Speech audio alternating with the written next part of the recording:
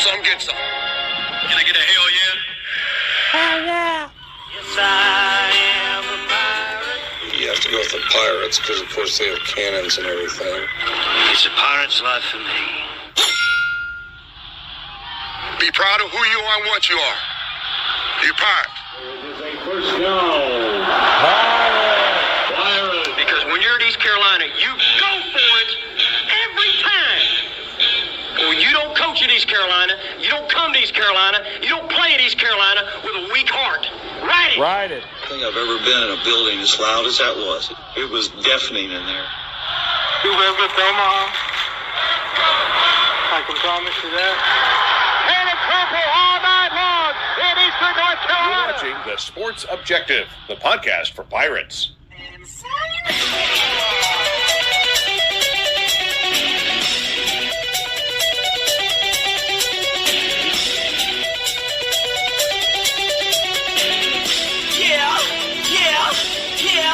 Yeah.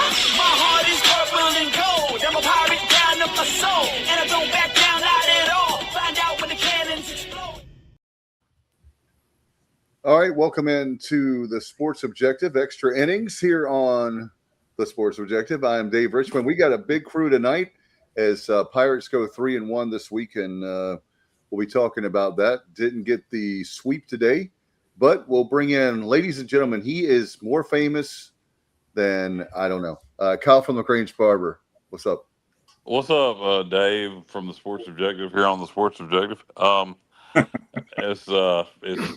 It's overall a good week on the diamond, 3-1.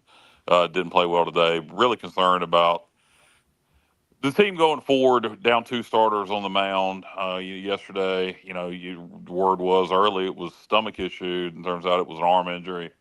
So we're gonna have to figure out what our rotation is going to like going forward. Is this going to be another long-term injury? Really concerned about this team in the pitching rotation going forward. But 3-1 week, so positive overall from the win-loss perspective. Hey, Stevie Fly. What's up, brother? Glad to have you tonight. What's up, guys? Been away for a while, but glad to be back tonight. I'm excited. How about you, Kyle? Oh, I'm. Why did you do that? Oh, I'm on. I already talked. Why'd you ask me if I was excited? I mean, you get excited about announcements and stuff. What do you do usually when you get excited? Myself. I have no idea what the hell you're talking about. Where are we going with God, this? you forget everything. I do. It's because I had chemo. So, Stevie, are you done working out those? Stevie, what were we supposed to? What the hell were we supposed to? Never mind, Kyle. It was a brilliant setup, Kyle. You just didn't follow through. I don't remember what. Dean Martin and Jerry Lewis stuff is gone now. Just forget it. You ruined it. Well, I don't remember what I'm supposed to be excited about. Stevie's going solo now. What were you asking me, Dave, about my finished what? Your archiving of all the WWF and WCW tapes from back in the day. You were in the studio there, so I was trying to figure out what you're working on.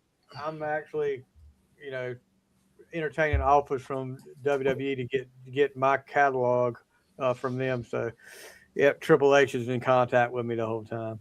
He's making offers. Yeah, sounds good. Do you have an agent? No, I don't need a. Who needs it? Nobody needs a stinking. I thought Kyle was going to be your agent. No, evidently he'll forget everything. I'm clueless right now what I'm supposed to be excited about. I don't. I am so lost. I'll text you. Just look at your text. All right. And then we can come back to the bit. Yeah, Alan Vick. Alan Vick, AV, what's up, brother? How you doing? I'm good. Everything's good. I'm trying so hard to get through introductions and move on and talk about baseball, but we'll do that in a minute. Ladies and gentlemen, he's the first officer of the Queens and the third, and that would be Justin Wildfire Butts. What's up, man?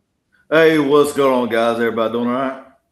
Doing good. Are you working with Stevie on getting your rights for the WWE and WCW? I mean, contract negotiations. Dealing with Wildfire. The negotiations with my lawyer. All right. Yeah, I know about that. Johnny Robertson, what's up, brother? What's happening? I'm worn out from, since Thursday that March Madness started and we got Pirate baseball. I've been nonstop watching something 24/7. And, like Kyle said, the GVK with the forearm issue I'm just depressed. I'll be honest with you. I'm a little down. I'm not myself, and we lost. And I know 3-1, you would think that's good, Kyle, but it's been next Friday will be 1 year since we've swept a series. Wow.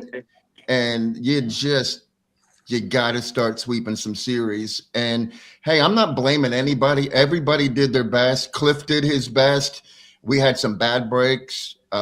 Today just wasn't our day. That was kind of apparent early. And, we're going to have to get by it. The good news is we have the best possible chance for a rebound. If we can go to UTSA, save our sweep for there, that would be tremendous. But there, Kyle, I'm going to agree with you. I'll take 2 out of 3 at UTSA for sure. Well, agreeing with me, JR, is always a sure bet. Hey, Stevie, ask me if I'm excited again. No, you've ruined that. You've ruined that. Man. Oh, man. God damn it! Now I know the line. Nope, it's gone, Kyle. Well, son of the moment is gone. Yeah, we'll wait till next show. There's always on deck this week. All right, you can be excited then. Yeah, 3-1 would normally be great, but guys, seeing those, I was happy to see those camouflage hats on, which everybody watching and listening knows that means we're going for a sweep, and it was nice to see those today. I really thought that we would play better today, but I know that I thought I know Kyle and I have talked about it off air, but we got to be more consistent with our bats. You scored 18 yesterday, and I was saying last night, I was joking with another Pirate fan, should we have saved some of our runs for today? And apparently we did need them. Yeah, we've been inconsistent at the plate. We have the ability to put up 18 runs. Of course, you ain't gonna do that every game, but we just don't seem to be consistent at the plate. And right now, we need that now more than ever with the pitching situations like it is. We're gonna have to win some higher scoring games, right. And I don't. I don't know how good this team can be, but I tell you what, we'd be a lot better if we don't if we have 2 starting pitchers back, or at least one of those 2 can be back in the near future. But we got to be more consistent at the plate. You've seen that a lot here recently, where one game we could score a ton of runs, the next game we can barely get a guy across home plate. Yeah, having that would have been nice to have our 16th win of the year, 15-9-1, and I know that we talk about it, but this is the last week of March, and so coming up, so we've got obviously should be a tough game against Duke on Tuesday, and then we've got the 3 at UTSA. And Johnny, like you said, if there's ever been a time to sweep someone, it would definitely be the team that's probably the team you're going to be fighting to win the conference. Yeah, no doubt. I mean, UAB, though, their bats, they'd been really swinging it all year. We pretty much held them in check. But, last year it was the same thing. Down in Birmingham, we won the first 2 games, and then they crushed us in game 3. I think it was like 16-9 or something. And the same thing happened again this year. But Braden is going to snap out of it. We know that. Braden Burris is definitely not himself at the plate lately. Davin Whitaker has been a monster at the plate, and Colby, up until today when he snapped his 12-game, hitting streak, he's been really, really seeing the ball well. And then Grady Linehan, now that he's been moved around in the lineup, I think he's officially out of his slump because he crushed it this week as well. So if we can get Grady and Davin to keep doing what they're doing, Colby to start doing what he was doing again, and then Braden to come back. Jack Herring is always solid. I think we're okay. It's the pitching that I'm worried about at this point. No doubt. And do we have a timetable? Have you guys heard anything on those 2 guys? When I noticed. No. Last I heard, we're still waiting on the MRI, aren't we? For Weber. Yeah. Yeah, and I just have a feeling that, and I don't blame him. I just think that, sharing medical information is not Cliff's first priority. No, and I'm not sure I believe we're still. Well, maybe we're waiting on another MRI, but I would think we'd have got those results already. I would think. We shall see. But that definitely with Gavin Van Kampen, I mean, he actually. I could tell yesterday something was not right. We were texting, and something was not right with him. The rumor going all throughout the stands and apparently on TV too was that it was a stomach issue, and then year after the game he injured himself. Yeah, well, it was really odd. I want to get y'all's take too, and we'll break down the games. I promise, Jr. But yesterday when both Cliff and Austin Knight came out, so you have the head coach and the pitching coach. I don't think I've ever seen that and y'all help me, where both of them come out at the same time. It's usually one or the other. That's when you know it's not good. Yeah. Yeah, that was something that I don't think I've watched a lot of baseball, all levels. I don't remember if I have. It's not something that happens all the time, obviously, but wow. Anyway, we'll dive into obviously the 3 games. I was at the Friday night game, and we did win that one. And it's nice we have a collection now of one run games that we've won, which is good because 1-run games that we won. Yeah. Yeah. Yeah. Because we have the Campbell. Easy for you to say. Yeah. The Campbell series, obviously, we're not happy about. There's been games we've lost by 1 run, but we've had, 2 or 3 in a row that we've won by 1. So, including Elon. Yeah. The funny thing is, Dave, those our last 8 games before today, every single one of them was either a 1-run game or a 10-run rule game. Like there was no in between. Either we 10-run ruled somebody or it was a 1-run game. Now, today was a 7-run game. So it's either 1 run or a blowout. And you're right. After that 1-0 loss to Penn, we found a way to win a couple 1-run games. Yeah. So we're in tight games. That will definitely help us down the stretch.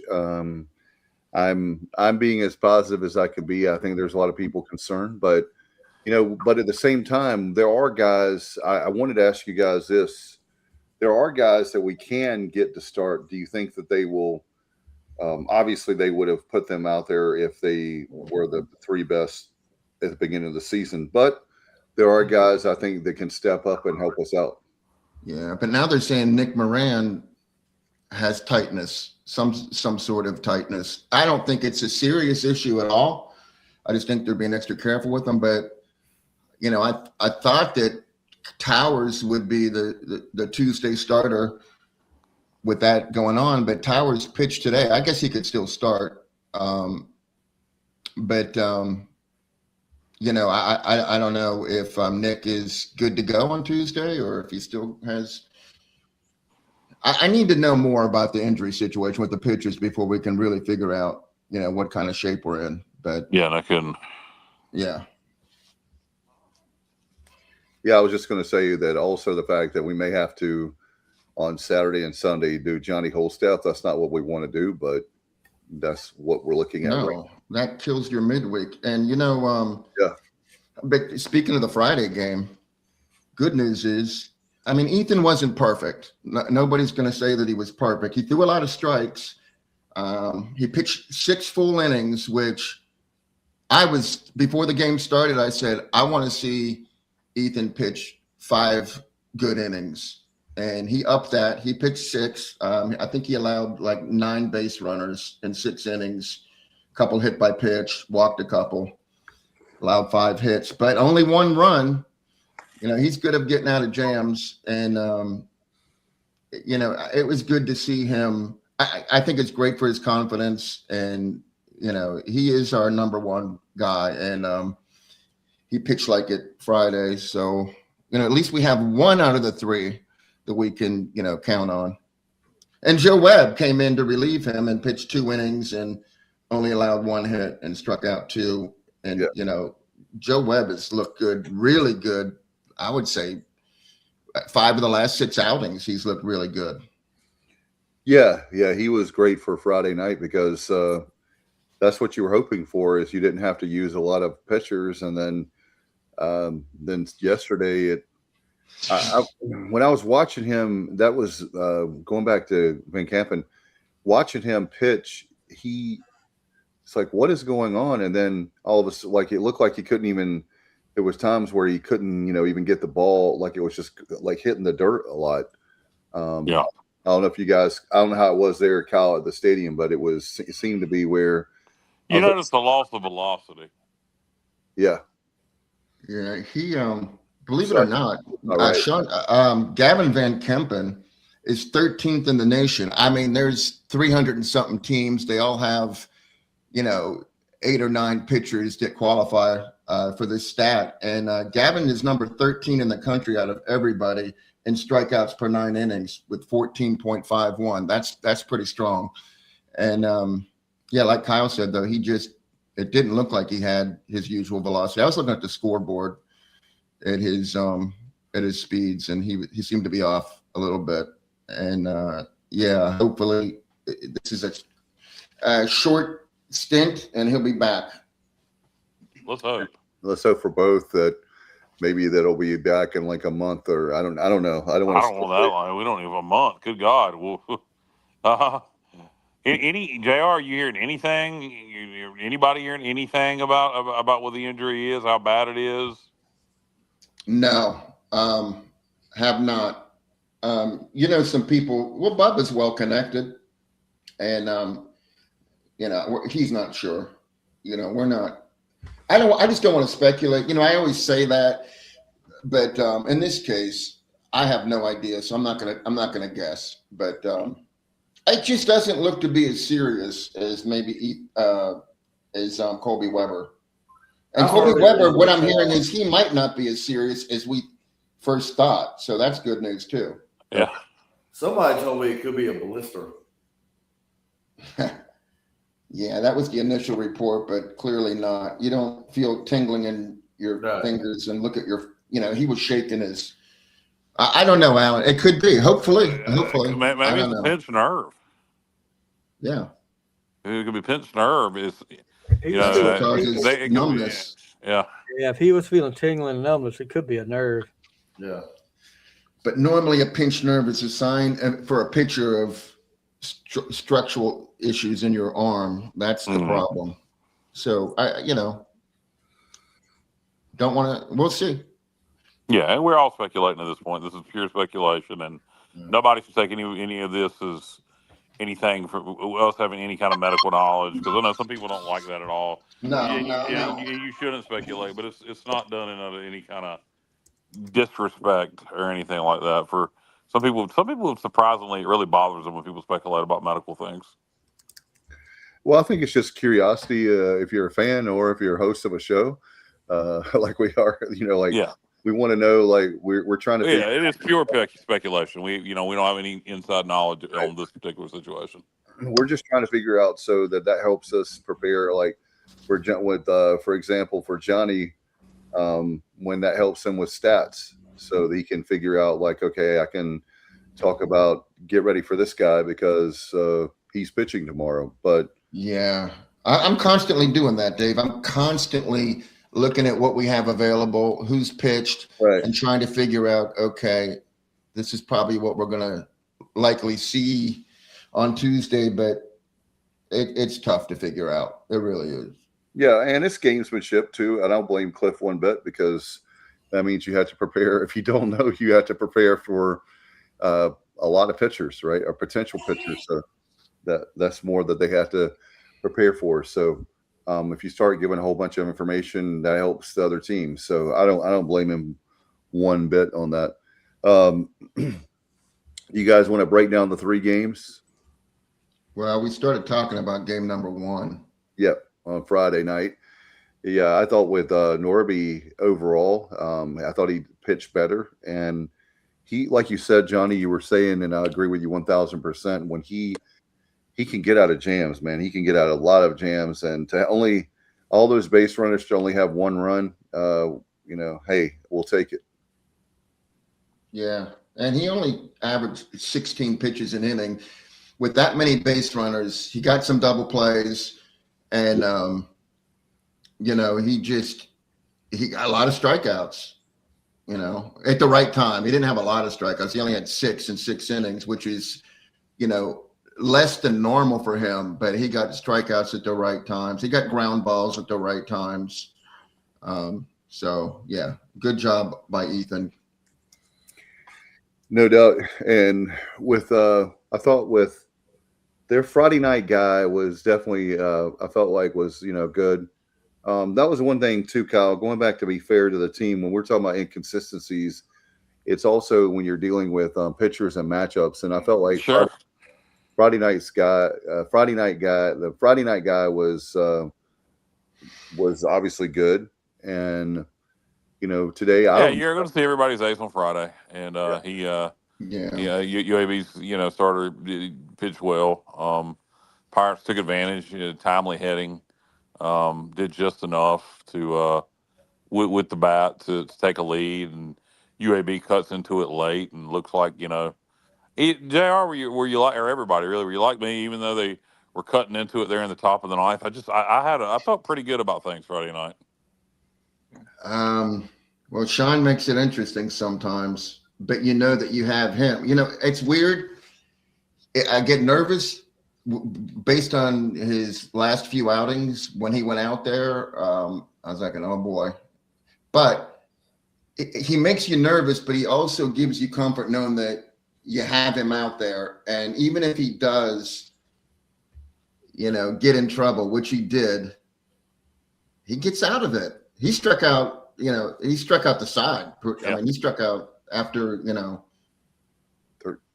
walking a guy and giving up a hit, and then a wild pitch which scored a run to make it really interesting.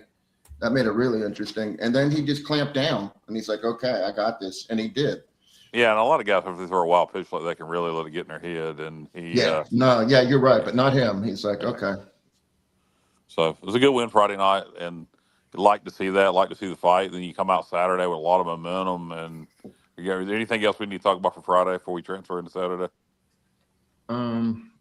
Pitching wise, no. Hitting wise, I mean, I think it was the start of the top of the lineup just didn't really produce, and the bottom of our lineup has been strong the last few games, and it continued to be, leading the way. But Davin Whitaker getting the start in right field. He showed that he's going to be, he's going to be one of our most dependable bats going forward, I think. And Grady coming back out of his slump, both of them had a hit in that game. We were out hit, even though we won. They had 7 hits, we had 6. So, we just scrapped it together, and it's not much more you can say about Friday other than a great 1-run Pirate victory. And I'm glad you said that, JR, because I failed to mention that you brought it to my attention just now. How about Gavin Whitaker, those 2 plays he made in right field? One was where he robbed a home run, and that was really big there in right field. Where he jumped up? Yeah. The second one. The second one, he legitimately. Okay. There was one where he jumped. There was one where he jumped up, and it may not have been necessary. Yeah, everybody's giving him a hard time about that, but John White, he said that as a Division I baseball player, he's like, you don't quite understand when you're running around the outfield to get to a ball, and you do things like that sometimes, not for showmanship, just because that's just, you're caught in the moment. The wind, it was a little windy that day, and it wasn't necessary, but it all worked out. Yeah, I'm not faulting him for it. He made it out. Yeah, it was a little funny though, Kyle. I agree with you. Yeah, that was Friday night was good to get that victory, and then moving on to Saturday. Offense explosion, 18-1. Yeah, we caught fire early, had the momentum. The crowd got into it. And Kyle was there. That's why we won. That's it.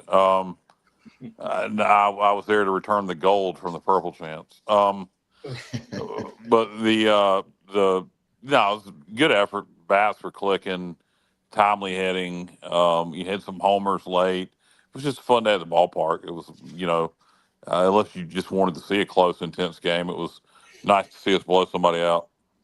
And thank you, Justin, for letting Kyle go there. Thought that was really nice of you on yesterday for the tickets. Is he not there? Justin's out of. He's in daddy mode right now, I guess. But anyways, that was cool. I did. I had a colleague of mine, a nurse at the hospital. Anyway, to be clear, he didn't let me go. He gave me. I could go anyway. But thanks Justin for the tickets. I appreciate the tickets, Justin. Yeah, he gave you permission to go. He gave me permission to go. Yeah, I couldn't have gone. Yeah, but I do appreciate the tickets, Justin. Thank you. Yep, and then also Friday night that we were talking about this. We've talked about this many times on the show about if you have tickets, make sure that you give those tickets to someone because they had the attendance over 4,000 for Friday night. There was not 40. No way. You need to give them or sell them. I mean, you see them. A lot of people sell them for $10 each on ECU Baseball. Some people want to make a profit off of them, sell them for a little more. But on the ECU Baseball Facebook page, every game you see people selling tickets there. So sell them or give them away. Let somebody enjoy those tickets because it had a good crowd Saturday, but I don't know what kind of crowd was there Friday night. It didn't look horrible.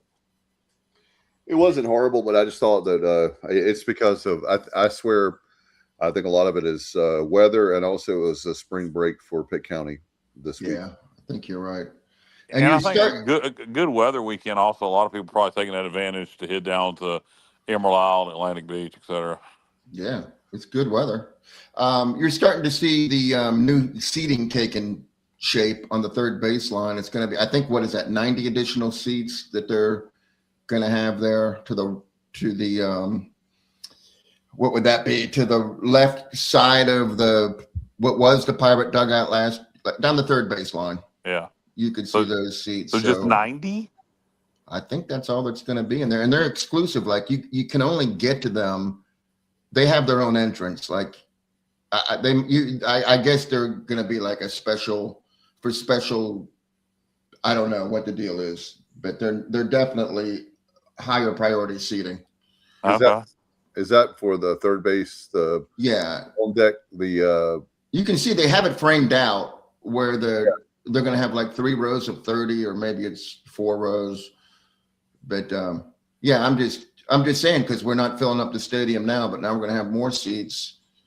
We got to figure out how to get people in there. The tickets are sold. Oh yeah, I know that. But I mean, I don't know. I don't know what you do about that. I mean, you're certainly not going to discourage people from buying season tickets, but we really need to.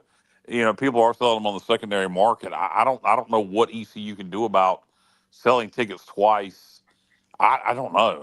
It's a unique problem. I'll tell you what will probably solve it: continually missing the regionals, because that's where a lot of people went to buy season tickets, to make sure they would have a spot for the regionals. Yeah, and I think we're going to be okay there. I'm not going to give up on this team. And let me rephrase that: continuing to miss hosting regionals, because we haven't missed going to any. Yeah. Right. I mean, we're going to have to, if we're going to host a regional, for sure, I will agree with you that we're going to have to win a lot of games, and we're going to have to sweep. We're going to have to lose like no games. I think just hosting, a handful. I think hosting is all but gone out the window. If you think about it, you have to be. You don't have to be, but I mean, most teams that host a regional are, in the top 15, top 18 of the poll. Yeah. And I mean, we're not even anywhere close to the top 25, and haven't been and won't be, and that's fine. That's fine. But we just need to. I'd like to see us win enough to be a solid in the tournament at large 2 or 3 seed, without having to win the conference tournament, or if we don't win the conference tournament, not get in, or be a bubble team. Where you're sweating on the. And that's just asking too much of them to have to win the tournament again. Yeah. I mean, that was amazing that they did it. But I agree with that as well. I mean, we need to position ourselves where we're likely in without winning the tournament. Yeah. We and that's. And I'll Well, be happy with that, to be honest. I'll be happy. I will too. At this point, yes, I'll be thrilled with that. So it's a lot of baseball to be played. A lot of winnable games. You take 2 out of 3 from UTSA this coming weekend. We need some good midweek wins. That's where it's going to become a problem if we're without 2 starting pitchers. Is you're not going to have anybody throwing midweek, and you need some of these midweek wins along with winning conference games to get you where you want to be a solid team in the NCAA tournament field without having to win the conference tournament. Yeah. That the loss today dropped us from 51 to 63 because it's a home loss. We had risen up to 51 because UAB, even though I don't think they're a great team, they still have a high RPI, and so beating them twice, even though it was at home, helped us. But losing today, we dropped down 12 spots. But you go beat Duke on the road and take 2 from UTSA on the road. You jump way back up in the RPI. Boy, Kyle, we'd be looking good if we could go 3 or 4. Oh yeah. Everybody would be feeling really good about things. I'll tell you that right now. Yep. We say it every week, but this upcoming week is monumentally important for the trajectory of the rest of the season. It just is. I mean, you got to find a way to win some games, this week. And if you can, like you guys say, I think we're going to be okay. But if we have a 1-3 weekend or 2-2 week, you gotta. This is very important. Even a 2-2 week wouldn't be a complete disaster, but you really need to go 3-1 this week. I mean, yeah. I mean, it's going to be tough. It's a tall task. It is. It is. To go to Duke, to go to San Antonio, and down pitchers. It is a tough task. It is. Hey, I will say this though, all the home teams in the American, obviously there were 5 teams that hosted a 3-game series this weekend. None of them swept. Wichita State, South Florida, Tulane, and us, we all went 2-1, and then FAU went 1-2 against UTSA. So no home team swept. So we're not the only ones that, or nobody swept anything. So, I think it's going to be a highly competitive conference where, there's not going to be one team that separates itself by 5 games from the rest of the field. I don't think that's happening. Yeah. No, I agree. You may not know it to the final weekend, which is fine. Duke has, by the way, Duke is 16-10 on the season. They lost 2 out of 3 to Virginia Tech. Yeah. So that, I mean, again, anything is possible. We're just going to have to. We're going to have to really, these guys, they work really hard. They're working hard at practice. We know we have a great coaching staff. So I think, once again, we have a young team, right? A lot of guys playing that are really good. John White, what's up, brother? Davin catch was momentum carrying him into the wall. The jump probably not needed, but he definitely trying to act showmanship-like. No, that ball came off the bat. It was hot. Yeah. It was hot. It looked like it could go. So, no, I didn't think it was. And you know what? The wind actually, the flag started blowing back towards home plate at that at bat, which was kind of unusual because it normally was blowing out. So I think that helped slow the ball up a little bit. Yeah, he definitely played well. And guys, hopefully we can get Jack Herring back. I know he's hitting, but no, we don't need him. We don't need him back in right field right now. Let him just DH. Okay. Yeah, that's great. Because Davin, his glove, he's been flashing, in right field. Leave him out there. Okay. Yeah. And that's a good problem to have, though, because Jack's more than capable as well. Exactly. And we've had our share of injuries this year, but it seems like we always do, like Vogie, as Cliff Godwin calls him. That I think he's got a boot, right, Johnny? Right, guys? Yeah, he does. That's another injury that's kind of not even talked about really. I know Cliff did mention one time that he had an extra bone in his foot, but I hadn't heard him mention anything about it since then. But yeah, Vogie would be. See, normally I would say he'd be a DH candidate because we had Michael Kalinich DH'd and for one game, and I think he was being rewarded for having the game-winning pinch hit home run. But you just don't want your DH to be batting 111. So I like Herring at the DH, and if he gets well and goes back to right field, you can't take Davin out of the lineup. You just can't do it at this point. So Vogie's probably just a pinch hitter at this point when he does get better, I'm guessing. But a good one. He's someone that you would want to have on your bench for sure. No doubt. It's one of those things. It's part of the game we don't like, obviously. Who wants injuries, but who likes injuries, but it happens. And sports medicine doctors. Yeah, maybe that's it. But hey, how about Lashley not being able to play? Nick Parham starting at shortstop was 0 for 2026 and had he had a 2 for 4 night with a double. Played well defensively, obviously, as he always does. So I mean, people are ready to step up when their name's called or when their number's called, whatever. And we have a lot of those type of people, Vogie being another one, that are just, they're ready. So that's just good. It's good to have that. No doubt. We're gonna keep. Obviously, they'll keep playing. They'll keep plugging, and it'll be interesting to see when all our injuries when they come back. We'll keep obviously an eye out for that, and. With the Duke game on Tuesday, what are you guys looking for? Obviously, do we know, Johnny, by the way, who would potentially could start? No, we just talked about that. If John White's still listening, maybe he has an idea. Like I said, I thought it was going to be Towers, but then Towers pitched. But I don't know. He could still go probably. And Nick Moran would be a likely candidate. But, he's got some stiffness, so I'm not sure. And Tolik, he got pretty much lit up. So I don't, obviously it's not going to be him. I don't know. It'll be interesting. Yep. We'll keep it. We'll keep working on trying to see if we hear it. If we hear anything, obviously we'll put it on our social media. I think we've talked. Is that game at the DBAP or is Duke playing it on campus? I think it's on campus, I believe. Yeah, it is. It's not at DBAP. It's also going on the ACC network. Yeah, it is. Yeah. Yeah, I think they're trying, since they've done a good job with, is it Jack Combs or Combs? Yeah. Combs, right? Yeah. Jack Combs field, yeah.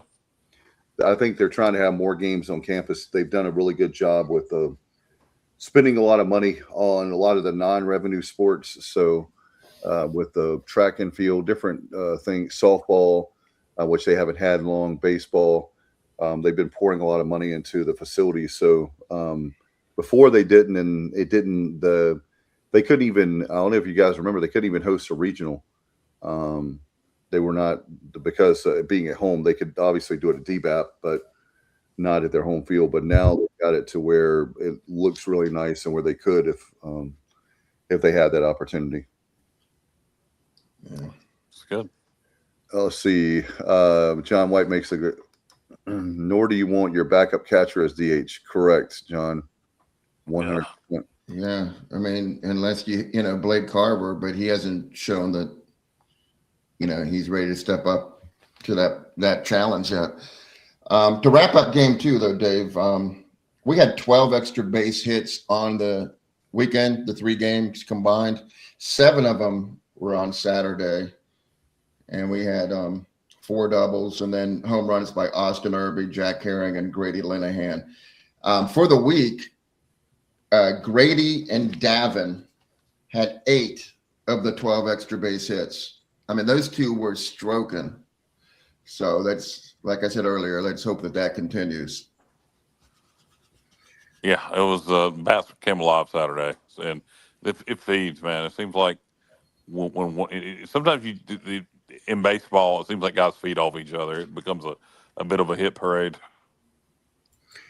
Yeah, having those 18 runs, man. And Johnny, you mentioned earlier in our show about how Grady Linehan, he had that was a monster shot, right? Oh yeah. Oh my goodness. Hey, look, did that go into Charles Boulevard? No, it would have. It would have. No, it hit the trees. Okay, it hit the trees. Okay, I wasn't sure. Oh yeah, that was wow. We had talked about how that was right at where we were. Oh, okay. So went over top of you? Yeah. In left field? Yep.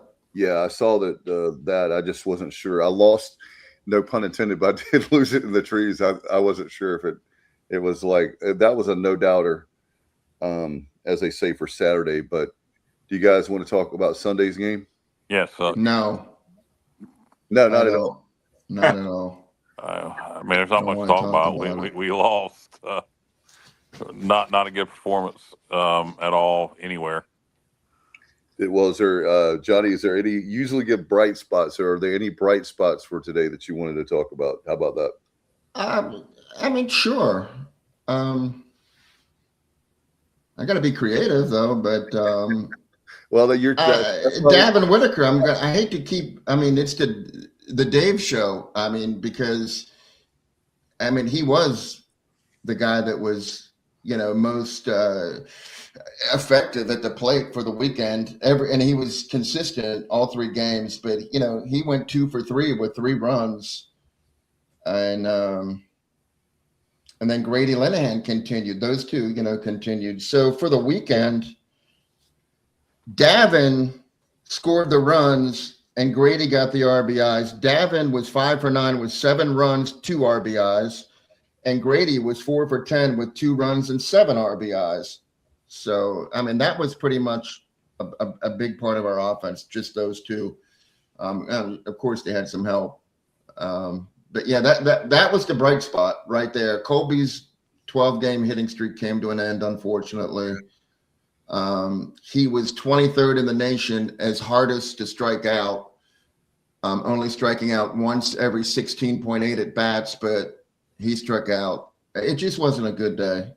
It was not a good day.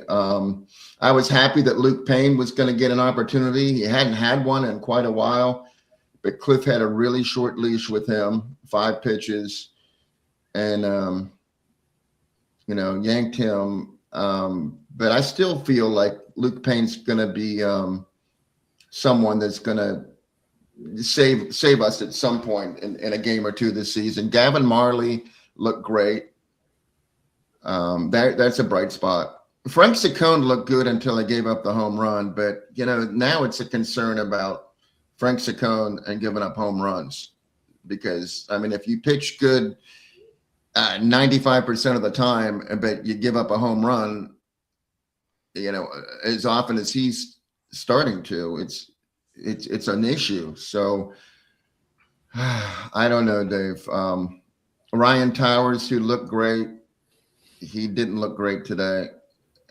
I'm gonna chalk it all up to a mulligan or whatever you want to call it. Congrats to Gavin Marley, congrats to Davin Whitaker, congrats to Grady Linehan. You all showed up, represented. Everybody else, let's get a fresh start on Tuesday. All right. Well, we have a chance, guys. Let's. I guess it will be. I think that we know who this will be, but we'll do our extra innings pitcher of the week. You got to go with Norbs, right? It's the only candidate. I mean, yeah. So that's pretty quick. As we'll keep it up there again. Our pitcher of the week with Norby, and for Friday night, his performance only giving up, right, Johnny, 1 run and 1 earned run. And how many? 6 full innings? Just 6. But like I said, they were well timed. Yeah. All right. And then this one was more difficult for me. I knew who the pitcher of the week, but player of the week, who you got? Who do you have? Well, I've said his name 100 times, so it's got to be Davin Whitaker. And he made it, he made plays at the plate and in the field.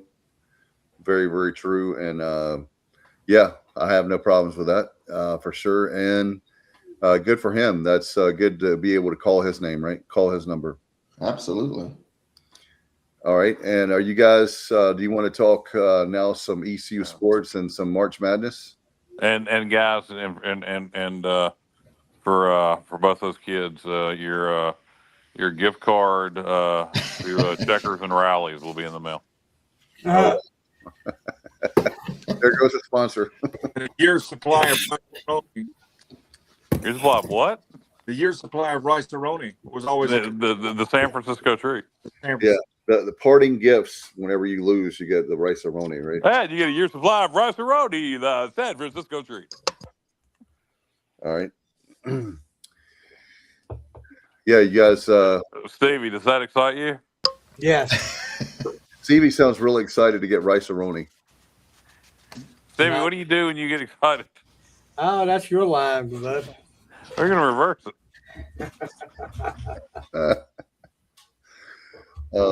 You screwed it up, Cobb. Well, I was going to try to save it then and let you do the line, and you just wouldn't have it. It's not the same anymore. He's leaving hanging. He's leaving hanging. Yeah, well, he's lost momentum for the one. Yep, I've lost momentum. So anyway, let's briefly change subjects here. We can get back to baseball, but has anybody heard much about how practice is going? Obviously, football practice this year a little different. A lot of new players, new offense. How's the quarterback battle going? What have we heard so far with this early part of spring practice? Been very tight-lipped. Truthfully. Yeah.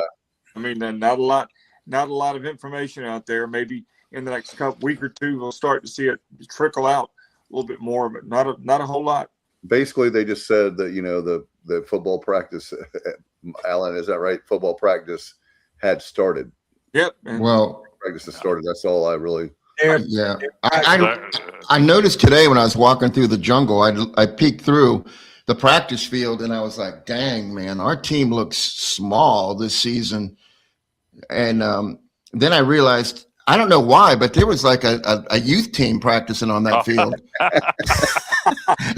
Not sure why. I didn't know they were allowed to do that, but yeah, I was relieved to figure out those aren't our guys.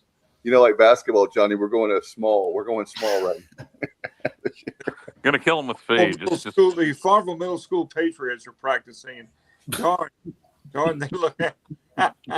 Well, as Coach Montgomery once said, Kyle, we have plenty of city speed, so we're city speed. Yeah, well, there you go. I mean, you can't win without city speed. By the way, guys, have you guys noticed how that? I know Kyle and Alan and probably Johnny, our buddy Stevie, we're gonna have to kidnap you for one of the games, and we get you down to see one of the games on Saturday. We miss hanging out with you, but anyway, the indoor practice facility. Wow, how great that looks! Already. Just want to get y'all's opinion. Kyle did. Yeah, I mean, they're riding back. I paid it no mind, honestly. It's impressive. I can't wait to see the finished product. But yeah, it's coming along so slowly but surely. Yeah, very impressive facility. Yeah. Johnny, what about you? Have you noticed driving up and down Charles Boulevard when you're in Greenville? Well, yeah, I've been keeping track of the progress. I think it's going to be great. Yeah, thank goodness we had pretty good weather, to continue to work on it. We had. What is the official opening date for that? It's sometime next year, right? Yeah, I don't know if they've actually pinned down a date, but it's got to be 27. Yeah. Now it's the same contracting company building the practice. It should be this year. And the third base thing. So Justin, you're saying you think it's going to be this year's ready? It's probably going to be sometime this fall. Boy, they're going to. I would think, but like I said, they got a long ways to go. But yeah, baseball's supposed to be finished by Thanksgiving. Yeah, I knew baseball was this year, but I thought baseball is an easier project, right? Not that it's easy, but than the indoor practice facility. I don't know. They started first. They started the indoor practice facility first, but I thought not saying it's an easy project, but it's, in other words, take less time. I'm glad people come for us for information. We have none of the answers. Well, I haven't, to be fair, they haven't given us an actual date. Speaking of speculation. got to be somewhere online that would have scheduled to be finished. There's always a scheduled finish date. What they would like to say was like I've heard anywhere like 12 to 18 months on the indoor practice facility, but that would put us into 27. But to be on the safe side, but I have heard, like Justin said, the fall. Some people are very optimistic, and they have. I mean, it's going up pretty fast, so I mean, I don't really like. It's going up a lot faster than what you would think. Oh yeah. And we don't have $2 more million to raise. So October of 2026. There you go. All right. With Alan with the research. That's what I said. I thought. Yeah, you're right. I've heard that October date as well, Alan. Yes, October 2026. So that'd be nice. Started in April of last year, so that is what? That's going to be about an 18-month project. So Yeah. There you go. All right, October of this year, and then Thanksgiving for baseball. Justin? Well, that's what I heard. Yeah. All right. So there you go. There you have it. We have the answer for you. We have the answer for you now. What about, I hear people texting. Yeah.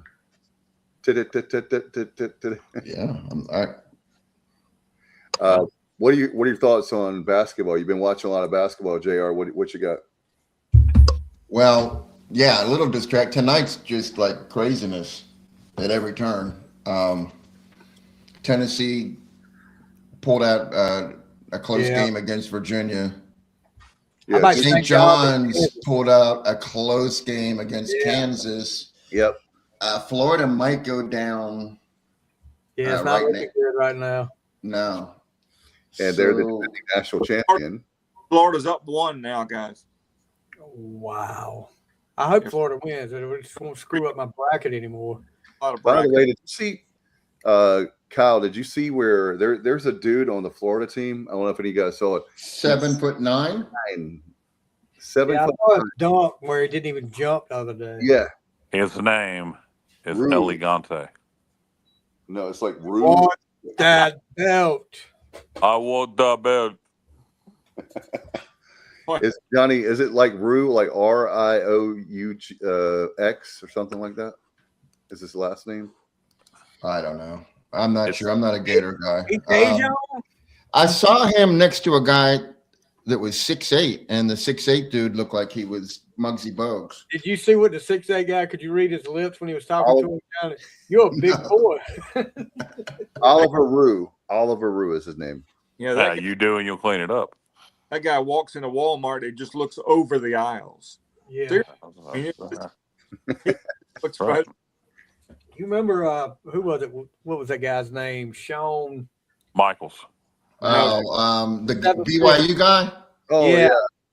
The guy that played for BYU, Shawn. Yeah, he just was structurally not. He was very fragile. He got dunked on a lot in the NBA. He was sad story with him though. He got riding a bicycle, got hit by a car and paralyzed. Oh my. Yeah. That's He was but you guess what? I mean, wasn't he on Space Jam? Yeah, I think you're right. I think he got a small part on Space Jam. Yeah, but he. All right. Huh? That's all right. Yes. There you go. I'm excited because he got a small.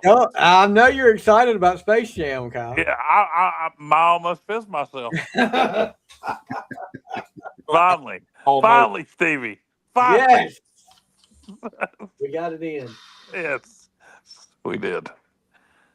We can end the show now. We got that line in that was only important to me and Stevie. Yeah, Duke is the only one to advance to the Sweet 16 out of the ACC. Let me tell you this though about the Duke game. Duke Siena. Siena has 2 more guys on that team that can play a few minutes.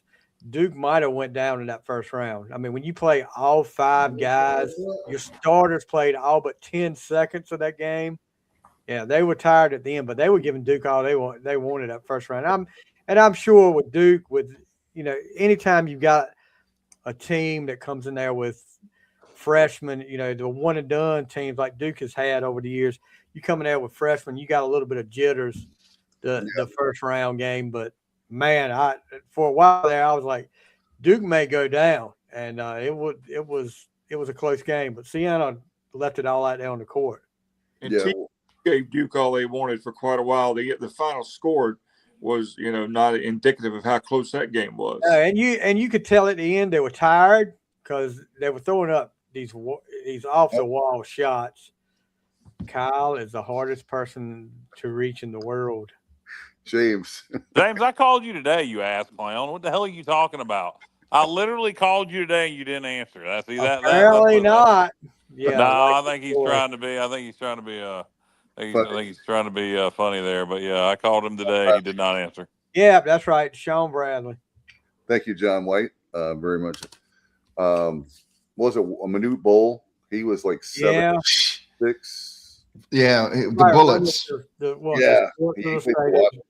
And he played. Did he play for the 76ers? Yeah, he hit 3-pointers. There was one game he hit like 4 or 5 3-pointers, and it was God. I don't know how he did it. And wasn't a kid named Bowl? Is that right? Yeah. He actually. Where did he play at? James is being a best one of Kyle's best friends. Yeah. I don't know. He's the one hard to get a hold of. So he can't even call couldn't even call him a friend anymore. Some bitch never answers his phone. Oh, sorry ass Mississippi trash. Oh man. Yeah. Here we go. Yeah. So more words are starting up here. Well, I mean, what it is in South Mississippi, they're using like track phones still, so he can't get a signal.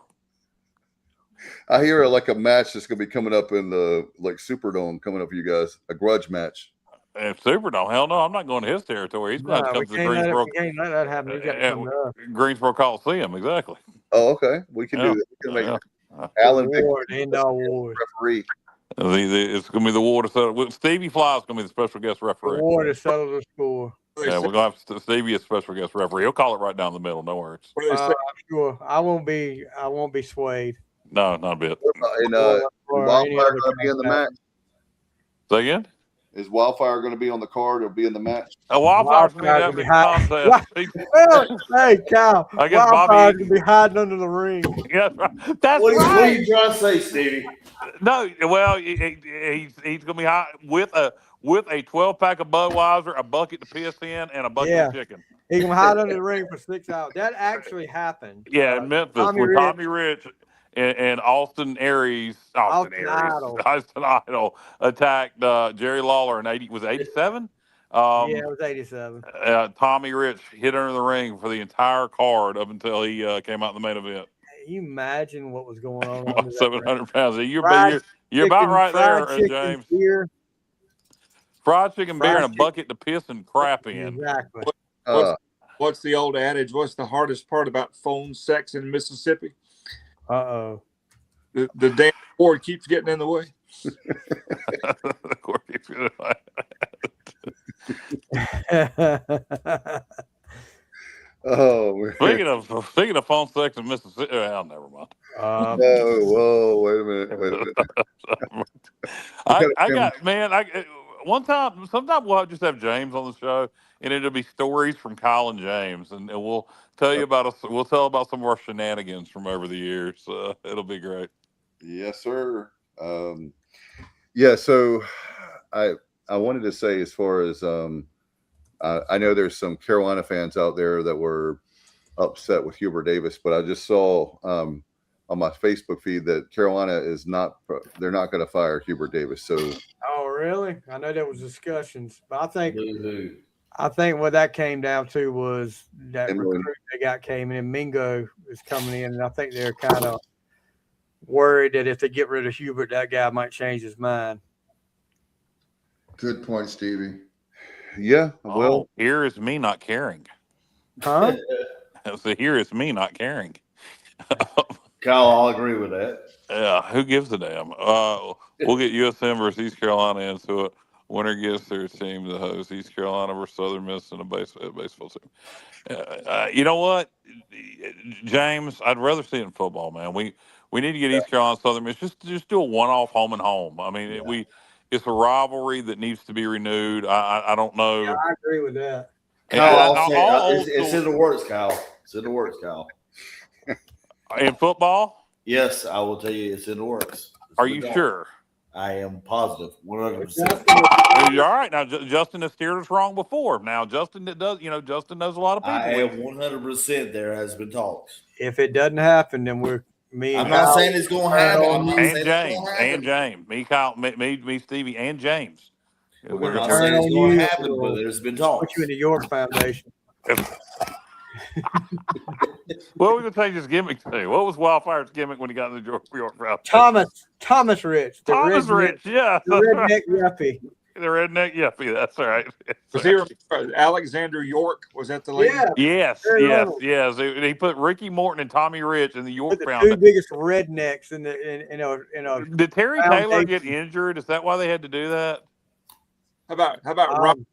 There was Robert Eaton and Robert. That was when he was the Earl of Eaton. Richard Morton was there. Yeah, Richard Morton. But then they originally did that gimmick for Terry Taylor. Did he get injured? Well, they originally had it for Mike Rotunda, and then Mike Rotunda. That's right. Mike Rotunda said, "No, I'm going to go be IRS." Yes, exactly.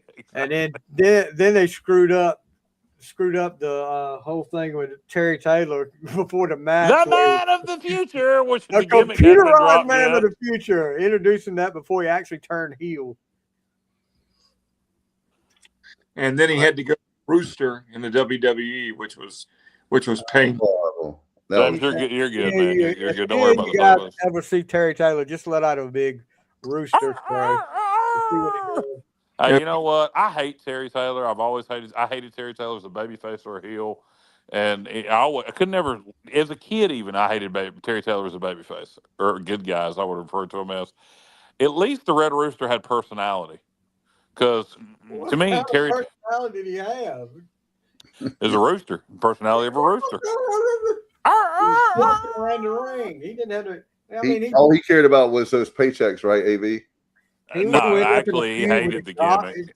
He was going to end up in a feud with that gobbledygooker. Hector Guerrero versus Terry Taylor would have been a good match, actually. Oh, gosh. And then Dusty with the polka dots, man. Dusty got the polka dots over, though. He got the polka dots over. I made those polka dots look good, baby. and then what was Sweet Sapphire? Yes, Sapphire. He passed away, right? You got a bicycle. Yes, Sapphire. Yes, Sapphire's passed away. Yes, indeed. Yes. And they did the vignettes with Dusty delivering pizza, cleaning toilets. He was the common man, man. It was so stupid. Like everybody in the damn world didn't already know who Dusty Rhodes was. Exactly. John White says UNC bigwigs are meeting this upcoming week to decide his future. The talk is that he is not fired. It's just a social media thing.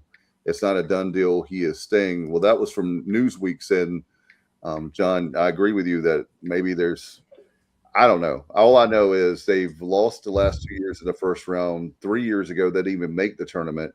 And these are his guys. Like, it's not Roy's guys anymore. Yeah. Oh, my. They can suck for forever as far as I'm concerned. Why do we care? Oh, my goodness. I'm sorry. Iowa is going to beat Florida. Hey, there's I got some interest here. Let's just put it that way. Johnny, are you okay, buddy? Iowa. Okay, Iowa was down 1 point. They fouled Florida with 8 seconds left. Florida made 1 of 2, put them up by 2. Iowa came down and drained a 3, and Iowa's not a 3-point shooter. So now Iowa's up by 1, 4 seconds left. All right, Florida's got to inbound the ball full court. There we go. I thought I heard Johnny just have an orgasm on the sports objective. Huh? Oh, my goodness. No, that's not how Johnny sounds when he has an orgasm. I know firsthand. Wow. Wow. Is anybody watching this? Alan, are you watching? I guess you were upset about Hubert Davis staying. So you let out that when. Yeah, I thought he was really a Hubert Davis fan or something. No. Wow. I was a Carolina fan there for a second. We found out Johnny's a screamer.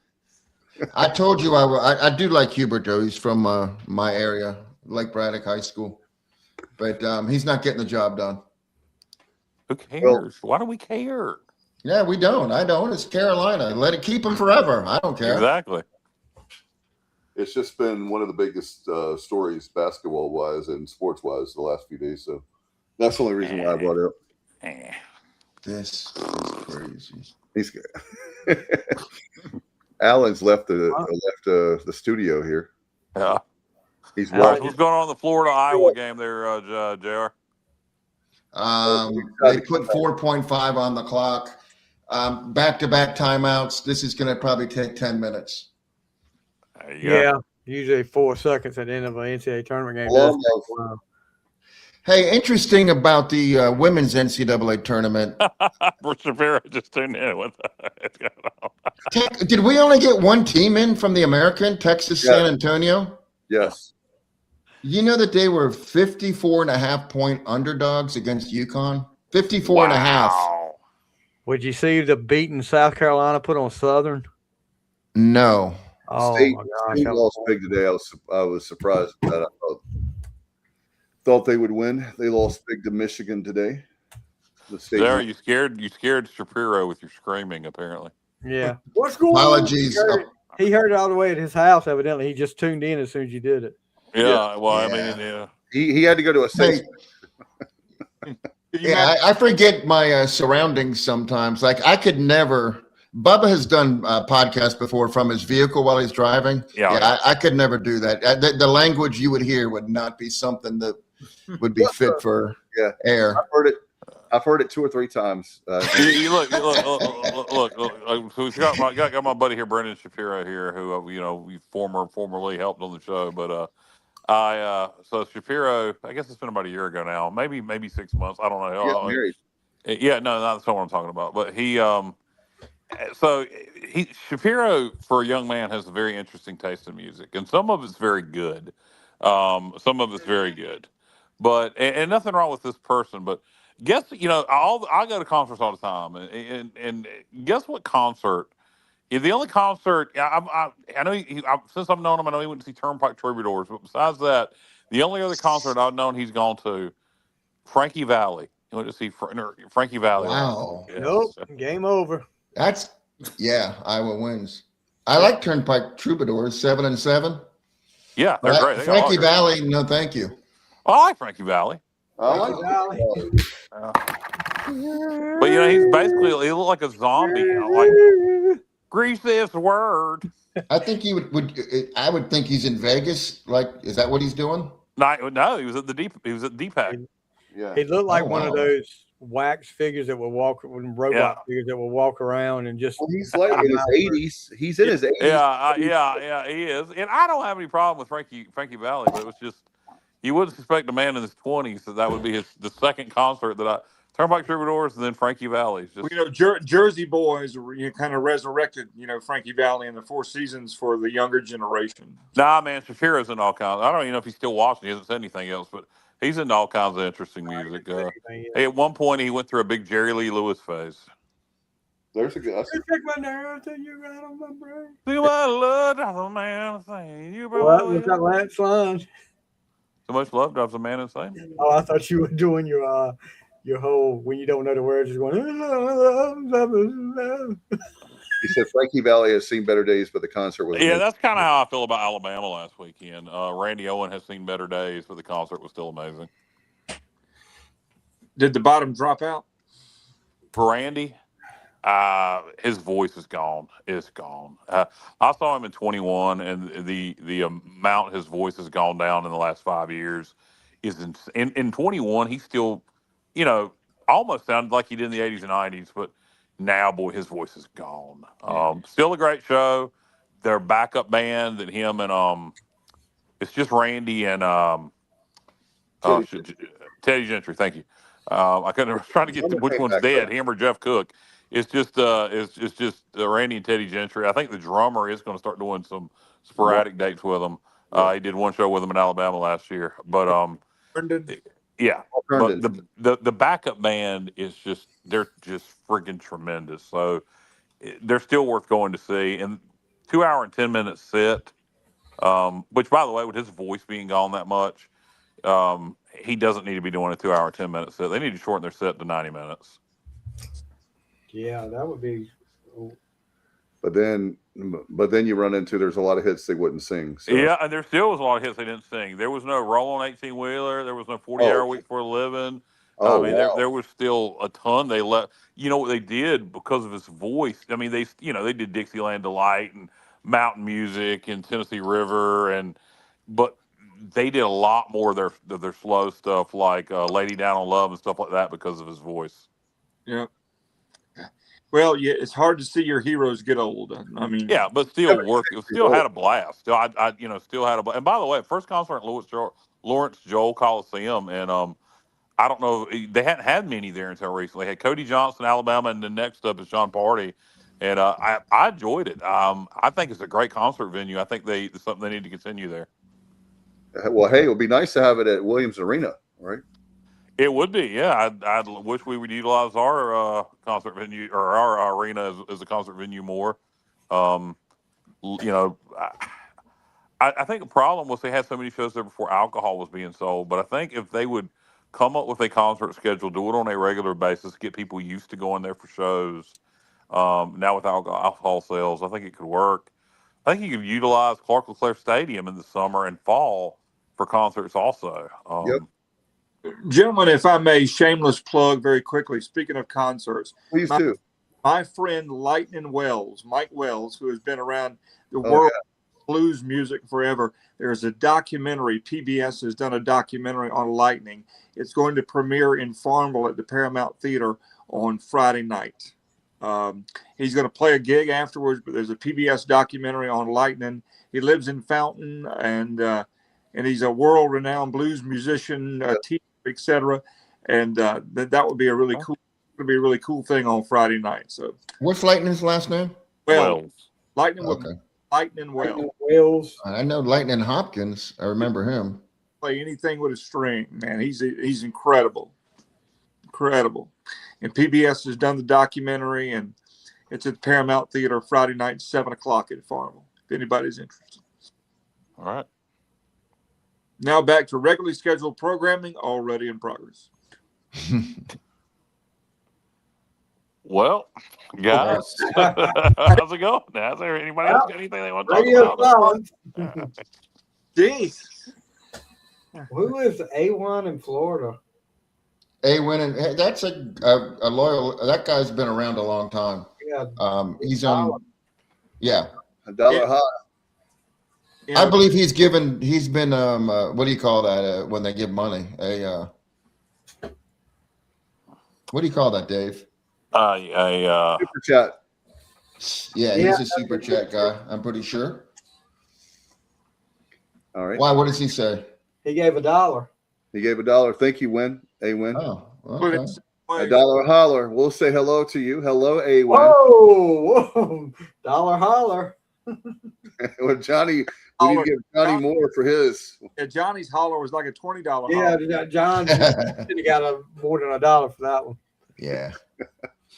Yeah. That helped my bracket too, because I had Florida going out. So, and now they're not going to be able to repeat. No, and I guarantee you, a ton of people have Florida in the finals or as the champion. I'm still on top of my league and the bracket, the league I'm in. So I'm good. You guys know I have not lost a single game yet. My bracket is because you didn't fill one out. Yeah. Piece of. I mean, smart ass. Yeah, I'm just telling you. You can't lose if you don't play. Alan knows I've lost. I was mathematically eliminated after about the first 12 hours. I did not fill out a bracket. I don't fill out a bracket, and I'm a big basketball fan. Why don't you? We did one this year. Why don't you fill out a bracket, Dave? Because it's always the people that don't care about basketball that fill out the bracket. I have only done well. The only bracket I've ever done well was 1992. Other than that, I've like. I mean, it's not that. I mean, but you enjoy it. I mean, it's not like It's I watch games, but when I fill them out, it gets me up. It gets me way upset, and I know it's really. Yeah. Why? I get emotional. Well, I get excited. Well, might just feed myself. Get Stevie every time. All right, so we'll tell the backstory on that. So Weldon Mills Theater was making an announcement for a concert, oddly enough, and they were announcing, they were teasing who it was going to be, and a lady that Stevie happens to know posted on the thread, "Wow, this is so exciting!" And I responded to her. Over-exuberant. Yeah, and I responded to, because it's not really exciting. I responded to her and I said, I was trying to say, yeah, I just peed myself. And I put just peed myself. And Because he was telling me the whole time on the phone, watch this, watch what I post here, and then he screwed it up. So. Yeah, exactly. I thought nobody would give a damn about any of this except me and Stevie. But. Did anybody watch the flag football competitions this weekend? Oh, but by the way, I'm glad you brought I that up. didn't. No, I didn't either. I saw the highlights, but it was. Did you see who is competing? Yes, who's trying to get a spot on the Olympic team? A very young man, Darrell Green of the Washington Redskins, 66 years, and apparently he did well enough to. In other words, he didn't embarrass himself in the initial. I guess I didn't know they had combines. Apparently, I read an article about it the last day. Did they have any tractors? I don't know. They got tractors, combines. How long is your field for flag football? That I don't know. Germany is where the World Nationals are, the World Championships. Because at his age, I mean, he's still pretty quick. If it's not 100 yards, he's probably still pretty effective. Yeah. Chris Johnson should do it. He should just. I mean, so he got how much of his speed does he have left? I mean, I don't know. Outrun everybody. Darrell Green, the only guy I've ever seen run down Tony Dorsett and Eric Dickerson from behind. I remember watching that because he was a rookie that night. He ran Tony Dorsett down, and everybody, because where'd he come from? Texas A&I? No, he came from like Texas. It was Texas A&I. It's okay. It's something the name has been changed since he's been there. And I mean, first round pick, and nobody really knew a whole lot about him. But here's the Redskins taking this guy in the first round, and that Monday night game, Tony Dorsett takes off down the field. Tony Dorsett thinks he's got it. All of a sudden, he looks up, and here comes Darrell Green, and Tony Dorsett's like, "Oh, wait a minute!" And Darrell Green ran him and running down. I mean, because Dickerson was a tall guy. I mean, Dickerson was fast and tall. Darrell Green wasn't. He was fast, but he was short. But he had no problem running Eric Dickerson down. Dave, do you remember me telling you the story of playing basketball at Nottoway Park with Gus Hill back in the day? No, I know about the Riggins story. Okay, so honest to God, Darrell Green would show up occasionally. He would drive an old Volkswagen Beetle, and he would wear track shoes. Like, he wouldn't wear basketball shoes. He would wear track shoes, and he was terrible. He couldn't shoot the ball at all, but he would just steal the ball anytime he wanted. Like, I don't care how good of a point guard you are, he was going to steal the ball from you and then go blow a layup. But I can honestly say I played basketball with Darrell Green, and Well, what's the John Riggins story? There's a couple of them. I'd rather not. There's John Riggins. Honestly, I need to get like one of my friends on the show that we can tell these stories about some of these Redskins guys, because it's like 5 or 6 different stories. But Fred's daughter is coming to ECU. I love it, Fred Smoot. Yep, I met Jeff Hayes when I was first guy. He was okay. He's another one I played basketball with. Jeff Hayes and Curtis Jordan. Yeah, he's a good dude. Yeah, Jeff Hayes is a good guy. I played hopscotch with Lance Blankenship. I'm jealous. Yeah, well. Now, Jeff Hayes and Curtis Jordan, they owned a restaurant called Tres Amigos. It was like a Mexican place, and he was a good guy. So was Curtis Jordan. Wasn't he a Tar Heel as well? Yes. Yeah. Yeah. He was a punter for the Heels.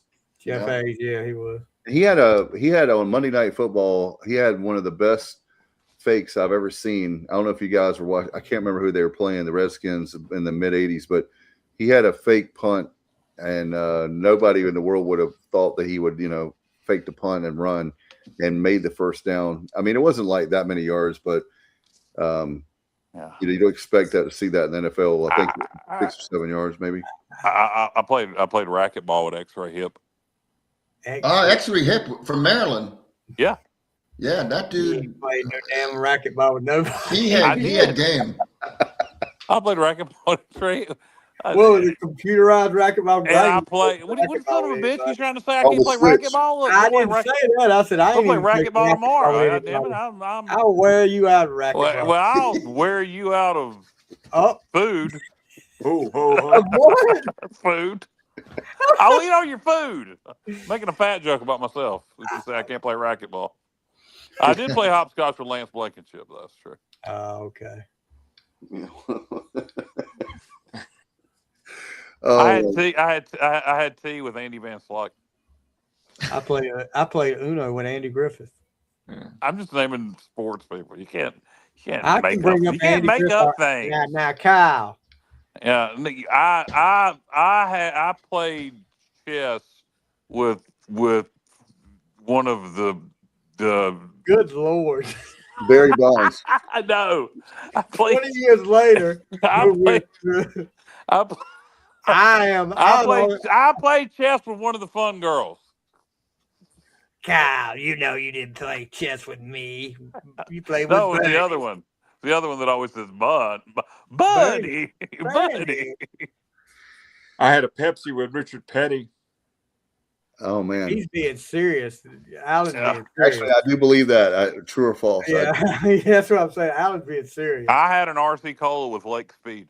Yeah, Richard. I had a Skull Bandit with Harry Gant.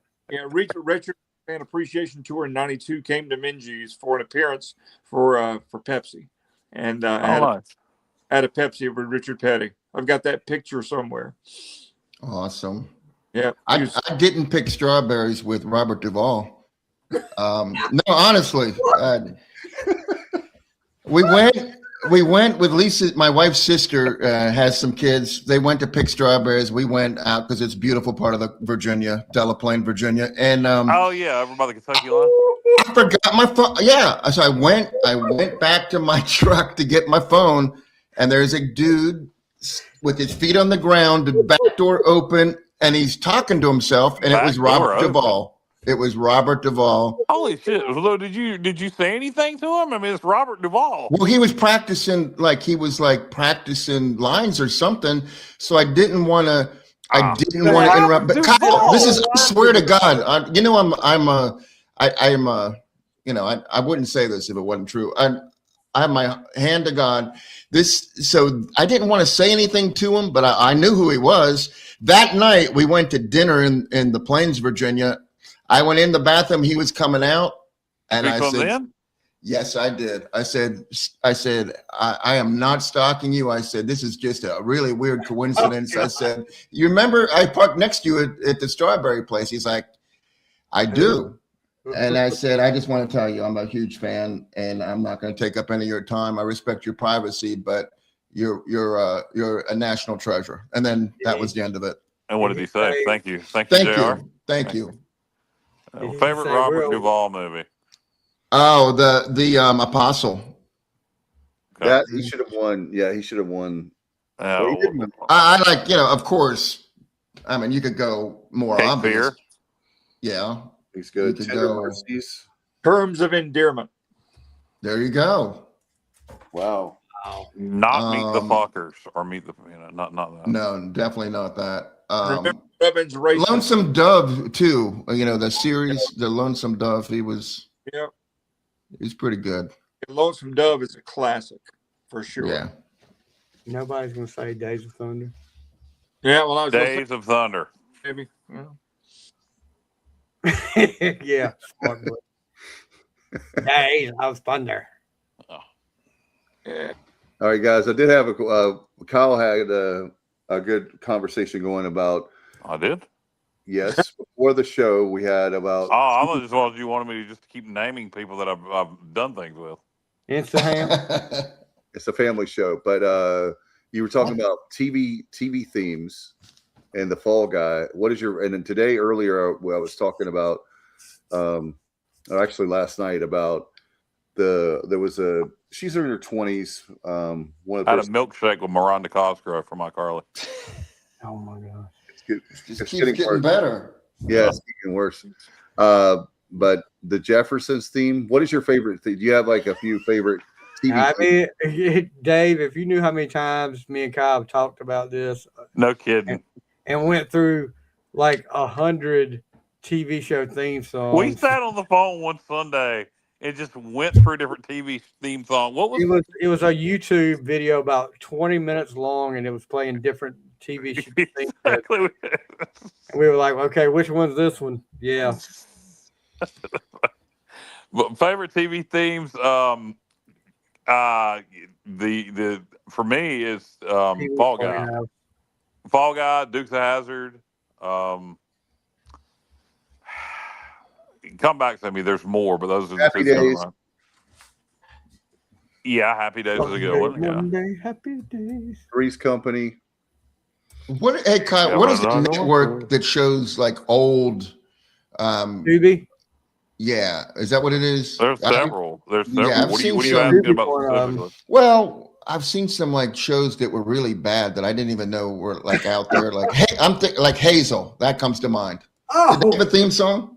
No. Kyle's favorite theme song is Maud. And then there's Maud.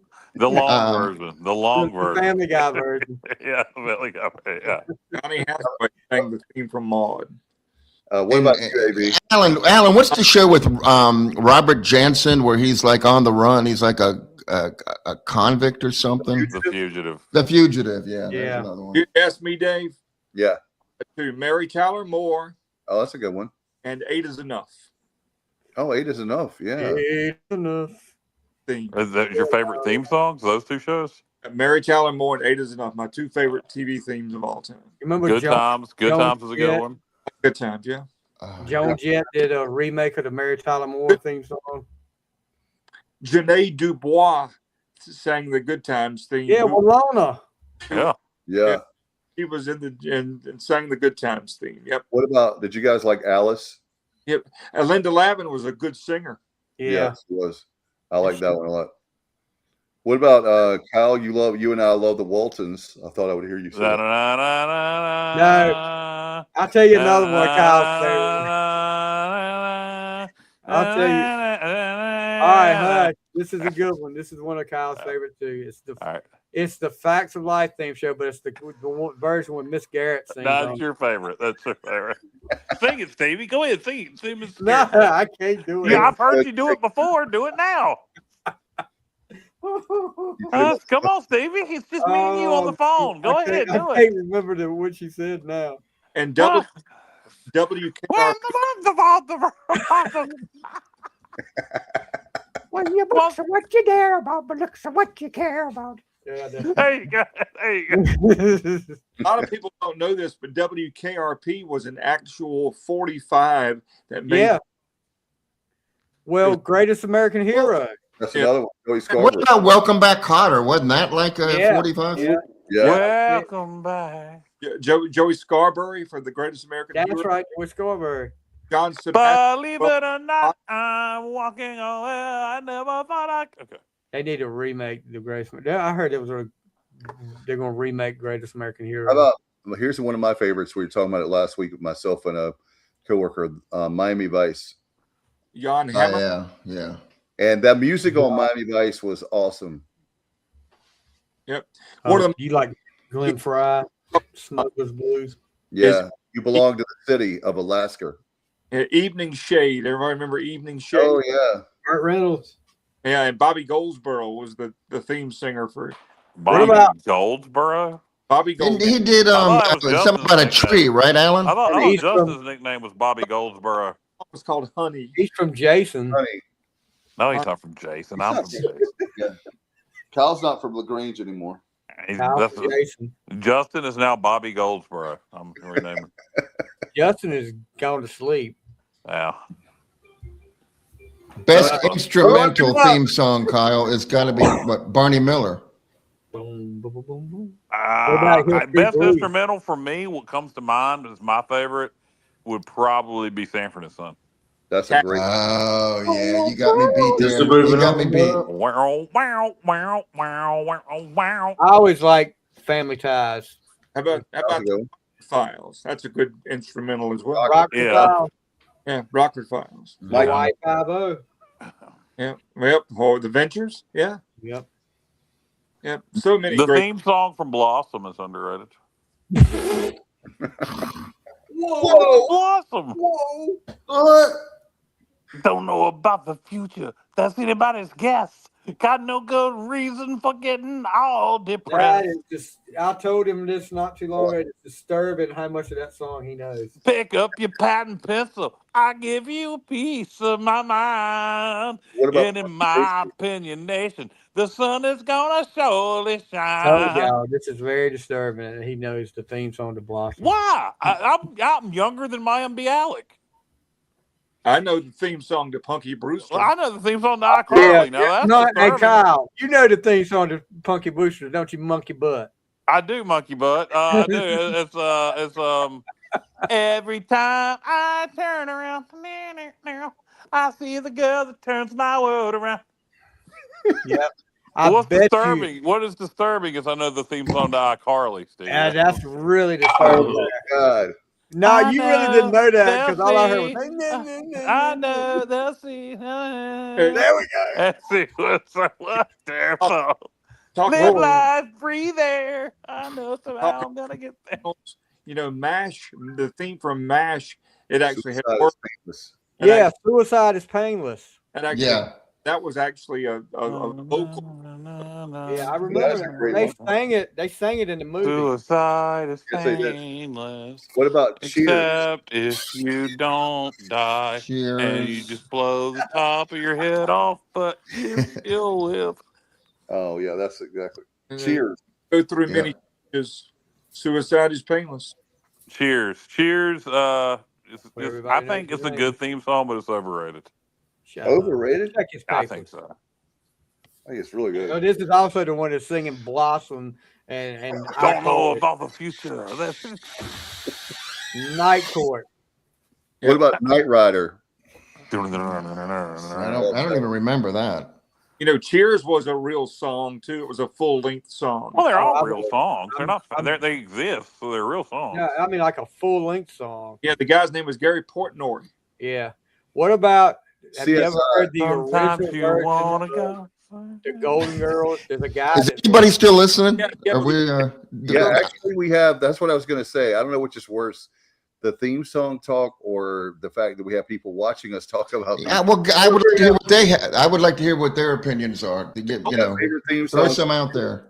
The Hey, Golden- Dave, you brought up Mrs. Roper last week. What about come and knock on our door? We've been waiting for you. Well, the kisses are hers and hers. Blair. What? Blair. What about What's Happening? Oh, yeah.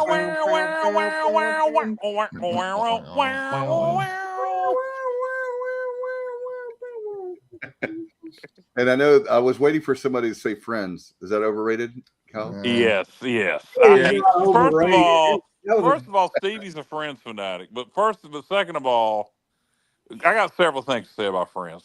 oh my God. This ought to All be right. First, the song is a catchy song, but Yeah. yes, it's overrated. Two, the show is probably the most, well, I'll say the second most overrated show in history. Wow. The only interesting character up there is Phoebe. I would have just rather had a whole show about Phoebe. And Jennifer Aniston. If I hear one, let me ask y'all something. I swear to God, if I hear one more person say Jennifer Aniston's their crush or their celebrity crush or Hey, their y'all. dream woman or the hottest woman in the world, Hey, y'all, Jennifer Aniston's my crush. She's the hottest woman on earth. She's a dream well, woman. Stevie. He's got a hall pass ready. Hey, Jennifer Aniston's my I'll crush. agree with you, Stevie. What? What? Justin thinks she's hot. How can you Man, not think she's Jennifer hot? Aniston is. You can see. Go to any ECU game. You can find 100 better looking women than Jennifer Aniston. I don't know about that. Cara Cruz. That's just a random porn star that happened to go to ECU. But I mean, I'm just saying, Jennifer Aniston to me is average as Rebecca dirt. Evans is the real name. I don't stalk her like that. I work with a guy. I work with a guy that dated her before in high school. Well, that's cool. I mean, that's. Yeah. So he told me her real name. I didn't. Otherwise, I didn't know. Well, you just let it all out right here. All these people be stalking her now. Yeah. My point is, Friends sucks and Jennifer Aniston sucks too. She was not. What about Courtney Cox? I like Phoebe. Give me Phoebe. She was not a star, a sitcom star, but Linda Carter was the most beautiful. Yes. Wonder Woman, absolutely. Wonder Woman, absolutely. 1,000%. Smith and Linda Carter, two most beautiful. Hey, what about What about Carlene Carter? Well, that was Carl Smith and June Carter's daughter. She was very pretty. Yes. What about the Dana lady? Carter? You guys might not remember her, but the lady that she played on 2 shows at one time back in the 80s. She played on Silver Spoons and Buck Rogers. Erin Gray. Yes. Ooh. Yes. How about Marky Post? Marky Post was beautiful. Well, she was a good-looking woman too. Yeah. Marky Post. She played on Fall Guy and Night Court. Yep. She was. Right. She was sharp. Yep. Yes. Well, what about that other chick from Fall Guy, Heather? Yeah, she was good looking. Yeah. And what was the girl from Falcon's Crest? Nobody ever talks about Anna Alicia. Anna Alicia, yeah. Oh yeah. Oh. Tiffany Amber Thiessen. Oh yeah. Kelly Kapowski, boy. Yeah. What about Daphne Blake from Scooby Doo?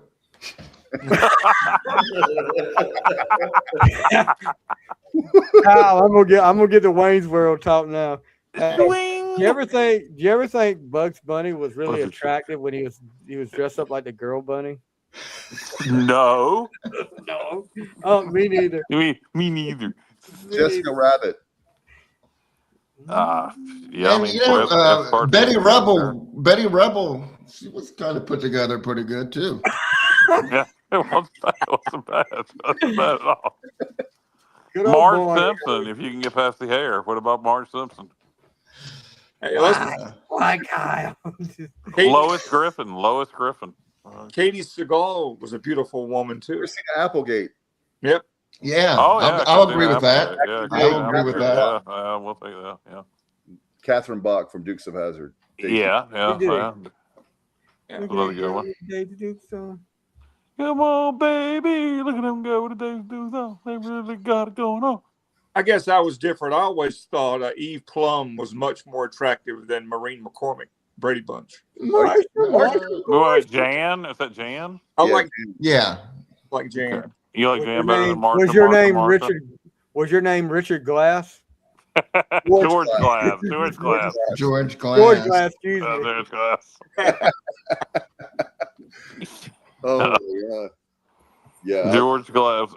Alan Thomas was, or Alan Vick rather. Maybe Alan Thomas too. Alan Vick was actually George Glass, Jan Brady's imaginary boyfriend. So many, so little time. Yes, that's true. I actually met Cindy and Greg in real life. Susan Olsen and Barry Williams. I did. Don't be a tattletale. Can't be a telltale. I asked her why she had written a book, and she said because I thought I would have done something more. What did she say? More important with my life. And I was like, wow. I mean, you're on one of the best TV shows of all time. Yeah, but the kids got cast and could never really. No, that whole group could never escape that. You're right about that. Everybody. Okay, I got an ultimate debate since we're going here with all right, the ultimate debate on TV. Who looked better, Ginger? Oh God, or Gilligan's Island, or Dawn Wells? Okay, I normally go country. I go country every time, but in this case, I'm going Ginger. Oh He's my gone country. So look at them roots. Nah, Ginger was, and she's the only one living, right? Only one living. She's still. What? All right. Who's your favorite Spice Movie girl? style. Ginger Spice, Sporty Spice, Posh Spice. Gary. Old Gary Spice. Spice, Old Old Spice. There you go. They're all that now. Yeah, pretty much, yeah.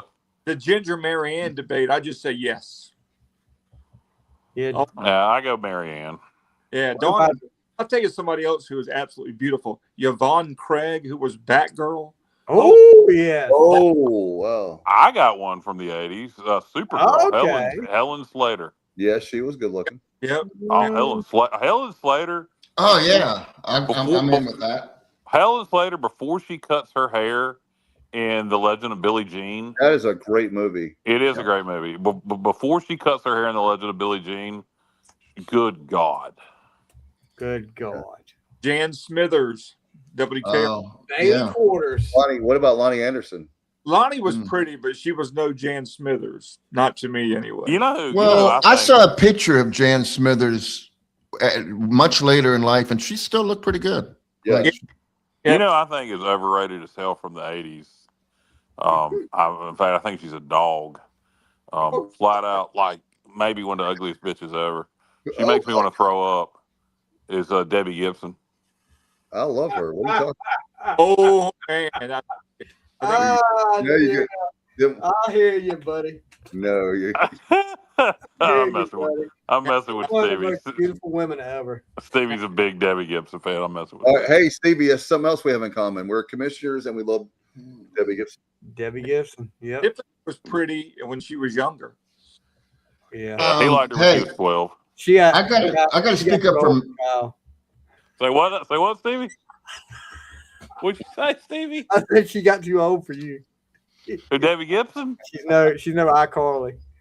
Like Miranda Cosgrove's in her 30s, you son of a bitch. Yeah, but when were you watching it? iCarly, when it came on the air in 2007, I was 26, 27. She was in her 20s then. She was. Hey, I'm going to speak up for Matt, and Matt's not here. But I think if he Anybody with big boobs. he would. Yeah, well, not in this case. No, he'd go with Mallory from What? Stevie's daughter? Bateman. no, not She's a Mallory. lovely 5. young lady, but I mean, Mallory from the Michael J. What the hell was the name of that show? Family Ties. Family Ties. Yeah, Jennifer, That is actually who my daughter, where we came up with a name for my daughter. We wanted something different. And I was Justine watching Bateman. Family Ties. Yeah, Justine Bateman. Yeah. So there you go. Mallory, if my daughter had been a boy, her name would have been Hayden, after Coach, this TV show Coach. Hayden Fox. Wow. I'll tell you something over here about was beautiful and still is. Judy Norton Taylor from the Waltons. Yes. Oh, Mary Ellen? Yeah. Mary Ellen. She is still good looking. She posed in Playboy. I knew it. I knew it. What she did. Now here's where we differ on that. Just like you like Jan Brady, I would take Erin over Mary Ellen. Oh, Erin's beautiful too. Yeah. Yeah, I'd definitely take Erin over Mary Okay, Ellen. did you have a crush on, speaking of old shows, Melissa Gilbert, Little House on the Prairie? No. I had a crush on Nellie. I thought. Oh yeah. You know she. Melissa Gilbert. Actually, Kyle had a crush on Miss Olsen. Kyle. Poor, Stevie, you're the one who likes the older Nellie. women. She is Right. like Nellie's one of the nicest people, right? But because she played a villain, Oh, yeah, typecast. she got typecast, and people think that in real life that she's a mean. Now She embraced She became nice on the show towards the end. Now the replacement that by the way that became too formulaic. Let's adopt another child that's even more evil than that has blonde hair and is evil. Yes. Just like Nellie. Yeah. The lady that played Cora Beth Godsey, Ronnie LeClaire, she was pretty as well. Hi, Mr. Godsey. Great actress. But I mean, She was. Justin, do you have any celebrity crushes? What's that? Who was the hottest Charlie's Angel? Jacqueline. Drew Barrymore. Jacqueline Smith. Lucy Liu. I'm Drew going Farrah. Barrymore. I'm a huge Drew Barrymore fan, but the original TV show, Jacqueline I Smith. love Farrah Fawcett, but Jacqueline Smith is by far the best looking angel. Yeah. Still is. She's a beautiful woman now in her 70s, maybe 80. Yeah. Ooh.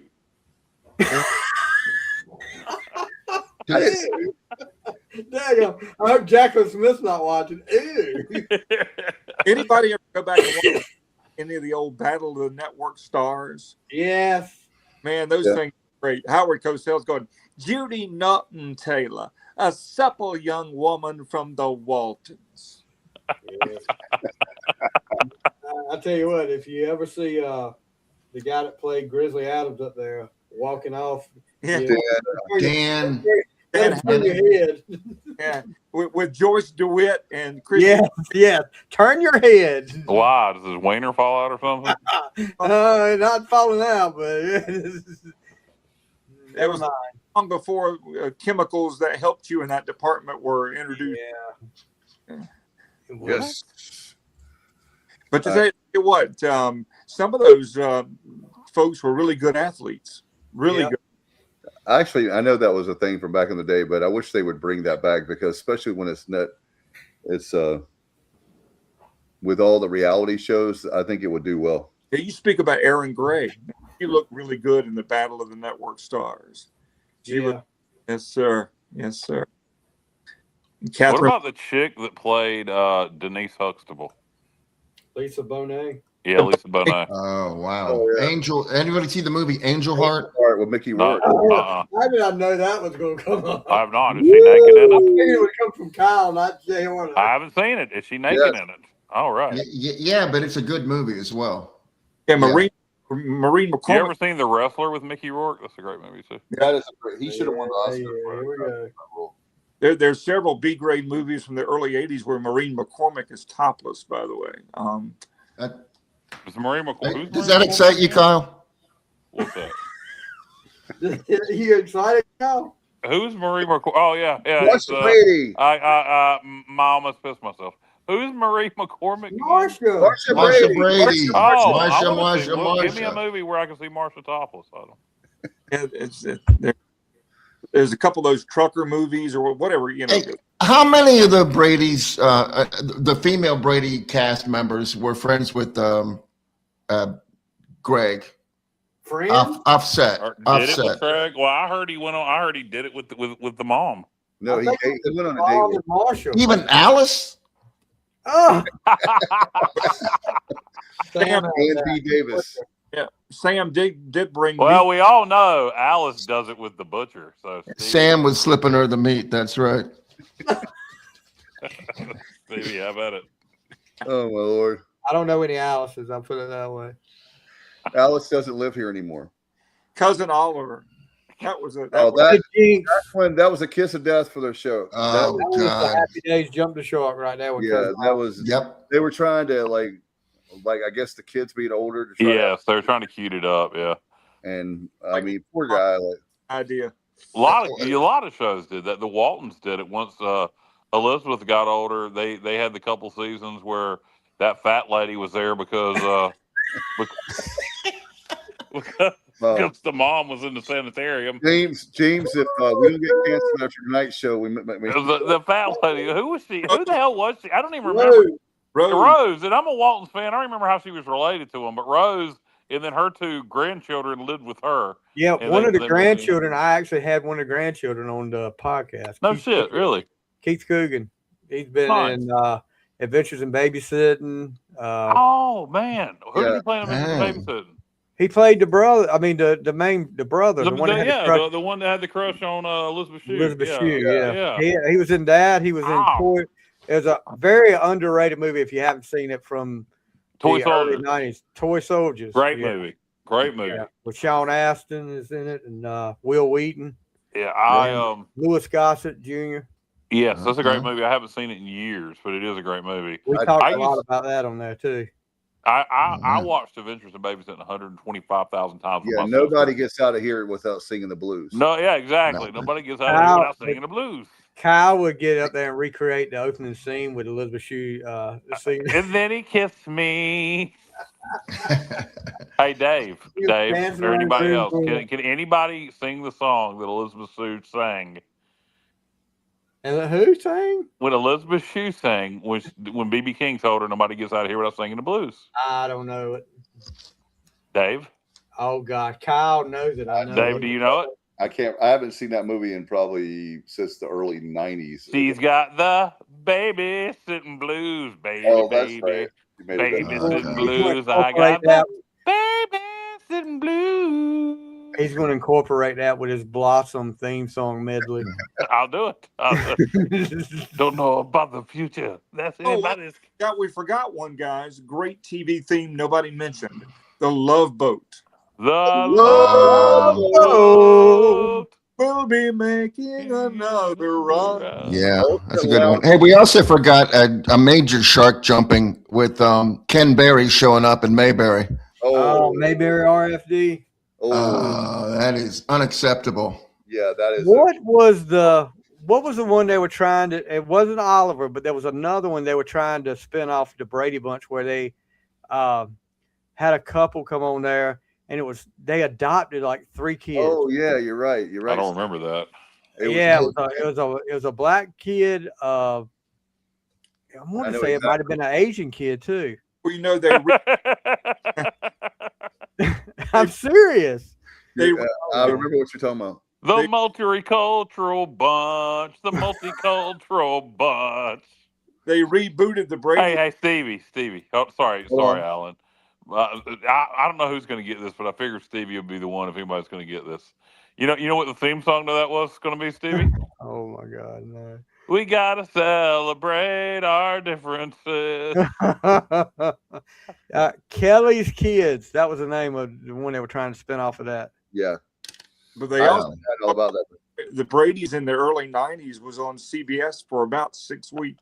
Yeah, and there was also the Brady's Brides in the 80s. Yep. Yeah, NBC that lasted and they had all those. None of the spinoffs worked for the Brady's. No. And the fake Dan was on all the variety shows that they did because E. Plum did not sign up to do the variety shows what was it? When they tried to do the sitcom, the Brady's Cindy. Well, no, it was a Christmas special that Cindy opted out of that too, because the girl that just passed away that played in Charles in Charge played Cindy on that. Yeah, they actually toured as a musical act for real. We gotta keep on dancing all through the night. Like the Partridge Family. Yeah. I love the part. When it's time to change. It's time to change. Clowns never laughed before. Beanstalks never grew. The worst part of that whole thing when they Bobby and Peter were looking at Greg and then looking at each other the whole time he's singing that song. I'm like, oh my gosh. I'd be making fun of my brother if he sang a song like that. Clowns never. How many more things can you add into this thing about what something's doing? Yeah. What were we going to say, Alan? Somebody mentioned the Partridge Family. And that was me. Because David Cassidy and Shirley Jones were very musical, but all the musicians on that show was the Wrecking Crew that played on all those hits in the 60s and early 70s. All those studio musicians, they were for the Partridge Family. Did they do with the Monkees? What was the deal with the Monkees? Stevie's the monkey expert. Monkey butt. Same deal, but the Monkees actually had such a fit they were allowed to play their own instrument. Yeah, they raised Cain and got to play their own music. Right, but those guys were played on dozens of hit songs in the 60s and 70s, dozens. Now, what about the guys next door? Oh, good Lord. I'm the only one, me and Stevie, the only ones that remember the guys. I was made for you. I just remember the theme song. We're the guys next door. Here's the lyrics. Clowns never laughed before. How many different things he can talk about? Clowns never laughed before. Beanstalks never grew. Ponies never ran before. Okay. Second verse. Surf never broke before. Artists never drew. Snow never fell before. Let's see if there's any more. Okay, wow. Here's the last verse. Phones never rang before. Wise men never knew. No one ever loved before. So basically, the world started when he met this girl. That he Farmers- never lived life until this girl breathed farmers life. never farmed before. Doctors never doctored. Porn stars never screwed before until I met you. Exact words. Exact words. Remember that? Remember the episode where Greg had to get up and wash the car in the middle of the night because he said he was going to do it. He didn't do it. Oh, yeah. Or he had to get out and wash the car. The exact words. I remember that. Remember that episode? What was the exact words? He said he told his dad, like, he made an excuse. Well, you didn't say the exact words or whatever, and so he had to go out and wash the car because he had to keep his word, basically. Exact words. I always thought Florence Henderson was a babe. You thought what? The best. All right. Who's the best looking moms? TV moms. Who would you? And Shirley Jones was beautiful. Oh gosh. Yeah. Best looking TV moms. Well, I tell you, Katie. even though by the time I was a teenager when the show was on the air, so I guess it would qualify. I kind of always had a thing for Deborah on Everybody Loves Raymond. Okay. Yeah, I go along with that. Patricia Heaton. Oh, I played the guitar. Yep. So yeah, I'll go with Patricia Heaton. What about from Tim Allen? What's the that? mom off of Home Improvement? Patricia Richardson. Yeah, Patricia Richardson. I mean, maybe now, but growing up, I didn't think so. You also like Blossom, so. She was older than me, you son of a bitch. You liked her mom too, didn't you? There was no mom on Blossom. I know. Trick question. Whoa! That's the only good part of that show. How about Silver Spoons? What was the Aaron Gray? Yeah. She was a stepmom. Yeah, she's stepmom. Yeah, she wasn't bad. She was a secretary. Nobody thinks about it because she was older, but Marion Ross was an attractive lady. Oh, come on, Alan. Now you're going a little too far. Who? What are you talking about? You're going a little too far with that one. Hey, have y'all ever seen the blooper from that when Henry Winkler and her are making out? Yeah. Oh wow. Okay, the mom from Happy Days. Yeah. I always thought she, I mean, not in a hot way, but I just thought she was an attractive lady. Mrs. C. I thought Mrs. C was pretty attractive for that. And Mr. Cunningham would always sit over I there. mean, she was a pretty older woman, and you could say the same thing for the mom off the Waltons. Yeah, Michael learned. Yeah, she was a pretty older woman, but she never did anything for me, particularly growing up. Okay, what sitcom? It's not even a sitcom; it's a show. The theme song was sung by the lead actor. I think I could be wrong. But Fall Guy didn't Lee Majors? Yeah. Show. It's a terrible show. What's the terrible show? The Fall Guy. I actually love it. I just want to get Kyle riled up. I knew you. I got him riled up the other day when I told him it was a horrible theme song. Well, he's full of shit. Nobody really thinks. What was I said was better, Kyle? I don't know. Probably something stupid like Charles in Charge. Alice was the best theme song sung by the new girl, and she did a great job of that. Yeah, that's just a good song. If you break that song down away from the show, that's a really bluesy, cool song. Early to rise. Early. Yeah. Well, there's no place like home. When my family's around, you're never alone. When you know that you're loved, there's no need to roam because there's no place like home. Everybody, times are changing every day. We won't get by with those same old ways. What? Another great TV theme song that nobody mentions is Angie. Remember Angie? Oh yeah, I do. Yeah. Oh yeah. That was actually that was a radio hit too. That was a radio hit. I don't know what the hell you're talking about. That was when you were born, Kyle. That was about. I know a lot of old shows that were before I was born. I don't know the damn Angie. It was How about Sammy Davis Jr. saying what the heck? Beretta. Yeah, keep your Sammy Davis Jr. only had one Keep your eye. eye on the on the sparrow. Yep. There were actually two songs from SWAT. Stevie, you all right? Kyle likes Barney. Barney was a dinosaur. Hey, what about BJ and the Bear? Yeah, BJ and the Bears theme song That was sounds awesome. like a gay porn.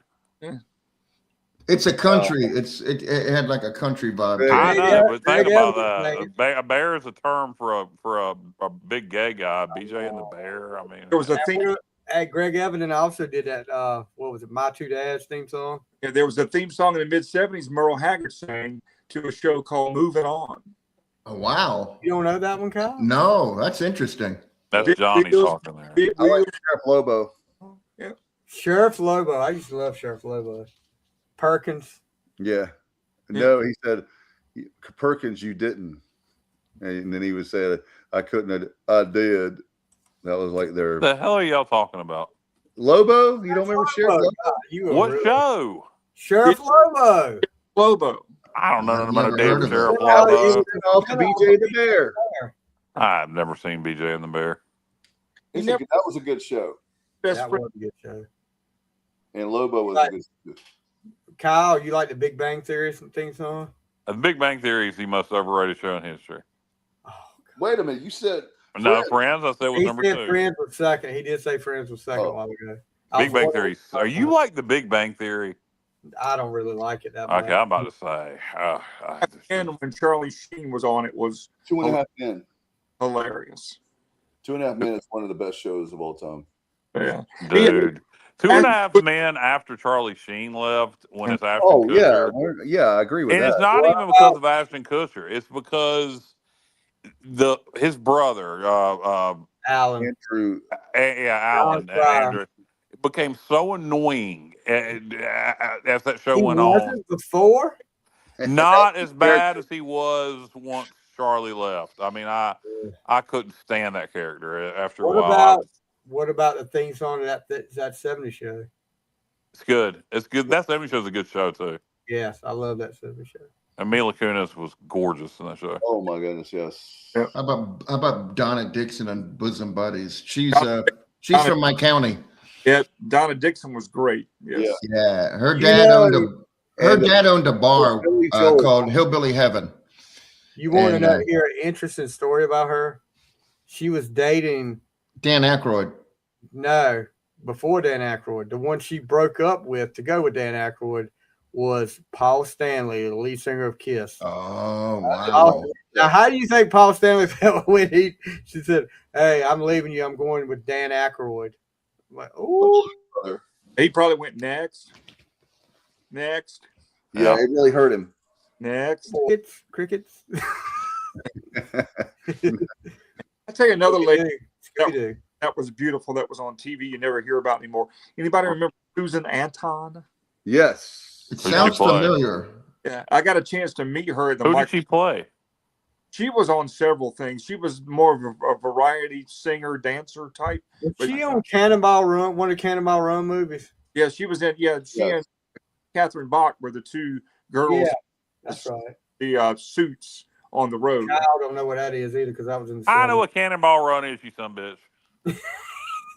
Well, I mean, what about Six Pack? Oh, that is too. Kenny Rogers. Aaron Gray was on that. That's a great theme song. Dun, dun, dun, dun, Sorry, I'm not old like y'all. Jesus Christ. Y'all need to give Justin's just sitting this out. He ain't gonna know none of this.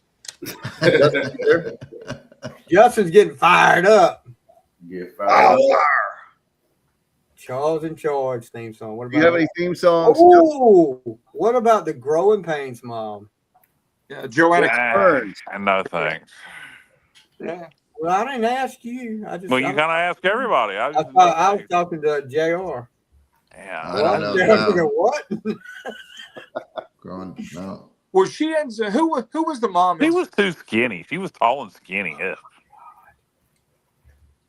Tall and skinny. You're gonna be short and skinny, not tall and skinny. What about Who's the Boss? Give me Alyssa Milano, thank you. Yeah. Oh, yeah. Yeah, definitely. Yeah, she's batshit crazy, but she's Yeah, she's Even better. That means she's good in bed. always thought Marcus Strauss was Let me ask y'all something. Have y'all ever been with a girl that was a little bit crazy that wasn't good in bed? Answer honestly. I've yet to have that happen. you've yet to have it happen overall, or just I've yet to have that not every girl that's crazy or a little crazy is good in bed. It's So it's the law. my wife listens to the show regularly, so Well, there you go. I'm gonna There sit you go. this one out. Well, you married her for a reason, Jar. always, JR on Monday. Oh, always say a little bit crazy is good. $50 I gave her is probably better. So, Justin, what about you? I'm gonna plead the fifth. You don't leave a tip? they don't leave a tip or plead the fifth. I don't get Alan's joke. She's a little bit crazy, but the $50 I gave her was probably better. Yeah, I don't get your joke. and You ain't getting shit for $50, Alan. Except the venereal disease. you speak for yourself, young man. Do what? Speak for yourself, young man. Venereal disease. Would you get I'm a $50? bit older than you are, so Yeah. Oh, back in the day, I guess. Yeah, back in the day, $50 was a lot of money. Not now. He's been married so long, Yeah. like 30 years, right? AV? 35. I've been married 35 years. Oh, my. 25 years coming up in June for me. Wow, that's pretty cool. Oh. That's pretty cool. That's yep. And my only wife. I've only been married once, and that's it.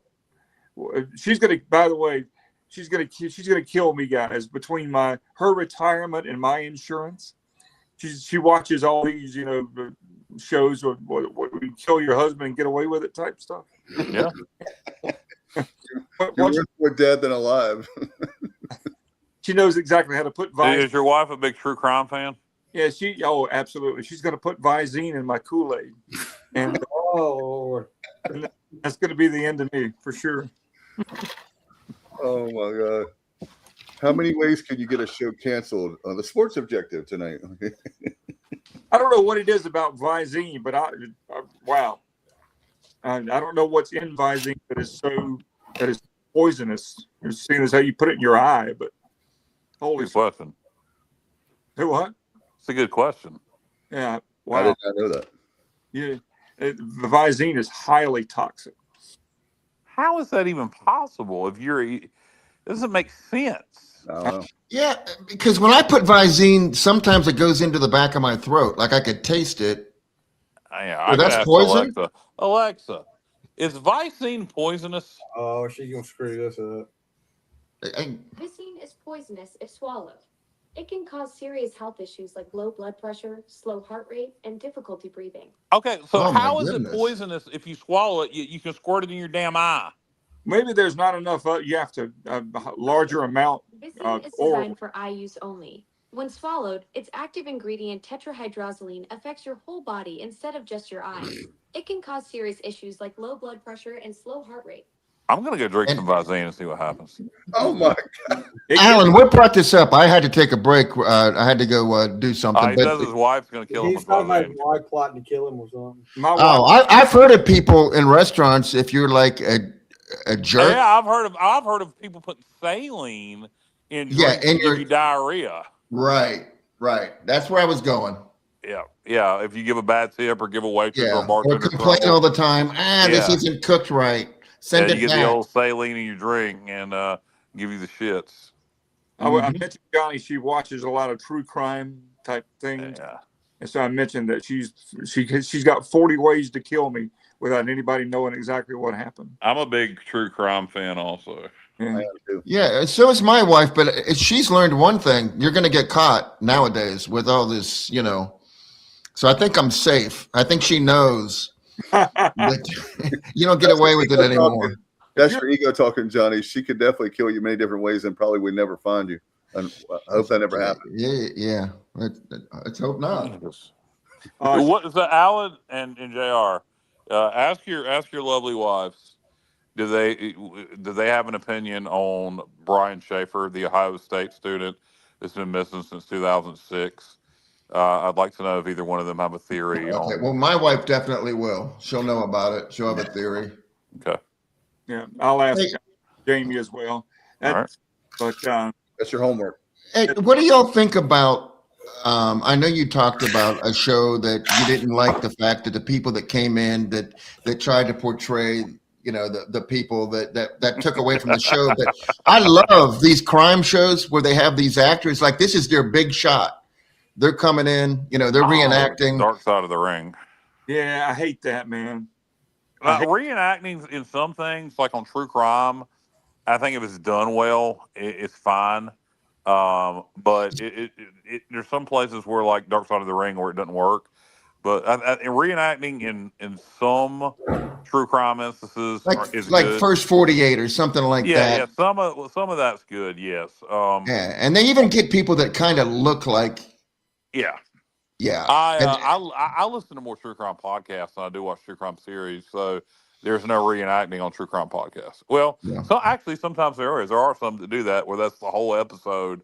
I don't listen to those, but there are some that the whole episode is just somebody reenacting the what happened. Yeah, I listened to Small Town Murders. I just listened to one that took place in Washington, Little Washington, North Carolina. I listened to was it the Dungeons and Dragons murders? No, it was not. That took place in Eastern North Carolina also. True Crime Garage is probably the one I listen to the most. Speaking of Dark Side of the Ring, rest in peace, Dennis Condrey. Oh, yeah. Good call, Alan. Yeah, Dennis Condrey. Norris. Dennis Condrey from the Midnight Express.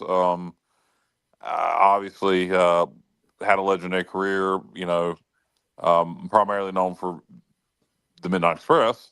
But yeah, R.I.P. to Dennis Condrey. Chuck Norris, obviously, bigger name that everybody knows. I think we might have mentioned that earlier in the show. But R.I.P. to Chuck Norris. Before we went on the air. Before we went on the air, okay.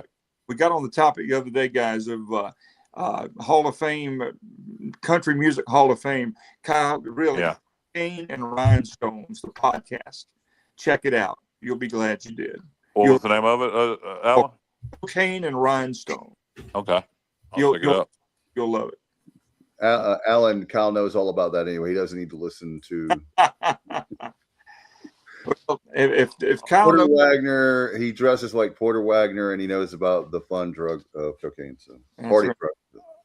What? The devil's dandruff. What does cocaine have to do with anything? I don't know what we're. Cocaine and Rhinestones. It's and they actually have about what is. I had no idea what the hell he was saying the whole time. I was just pretending like I did. Cocaine and Rhinestones is the name of the podcast. Yes. Yeah, it's very good. Okay, I didn't want to ask you a third time, so I just pretended like you were saying the second time. You will definitely like it, Kyle. I did. I've listened to it on Friday. Okay. Yep, you'll like it. All right. 5 years old, and the narrator's a bit full of himself at times, but it's fantastic. Fantastic. All right. You'll like it. All right, guys. So it's 10:40 Eastern now, EDT. You guys have anything before we get out of here? It's been a long podcast, but the numbers have actually gone up since we've been. So I have to say thank you all for always putting up with us. But tonight we've gone longer than we wanted to, but it's been fun. I have enjoyed it. I have too. Thank y'all so much. I appreciate it. What about Cocaine and Rhinestones? Had a blast, guys. Hey, what was the name of that podcast? Like the whole time. Kyle. What's up, Stevie? What's up? What was the name of that podcast again? Cocaine and Rhinestones. I couldn't hear you. That's Cocaine and Rhinestones. One more time. Cocaine and Rhinestones. Man, that guy's getting so much free publicity. All right, I think is that by the way, Alan, the guy's last name is Coe. Is that one of David Allan Coe's sons? I don't think so. I think his name is Tyler something Coe. I don't believe so. I don't think so. I don't think so. I forgot to ask you. I was going to text you that the other Friday when I was listening. Anyway, Johnny, you got anything else, brother? No, I'm good. Enjoyed it. How about you, Stevie? Oh, I'm good. I think we've covered about everything. All right, we'll solve next episode. It will be next week. This week. Favorite commercials from the 80s and 90s next week here on the Sports. All right. Squeeze the Sherman. What are you going to pick? Good night. Go Pirates.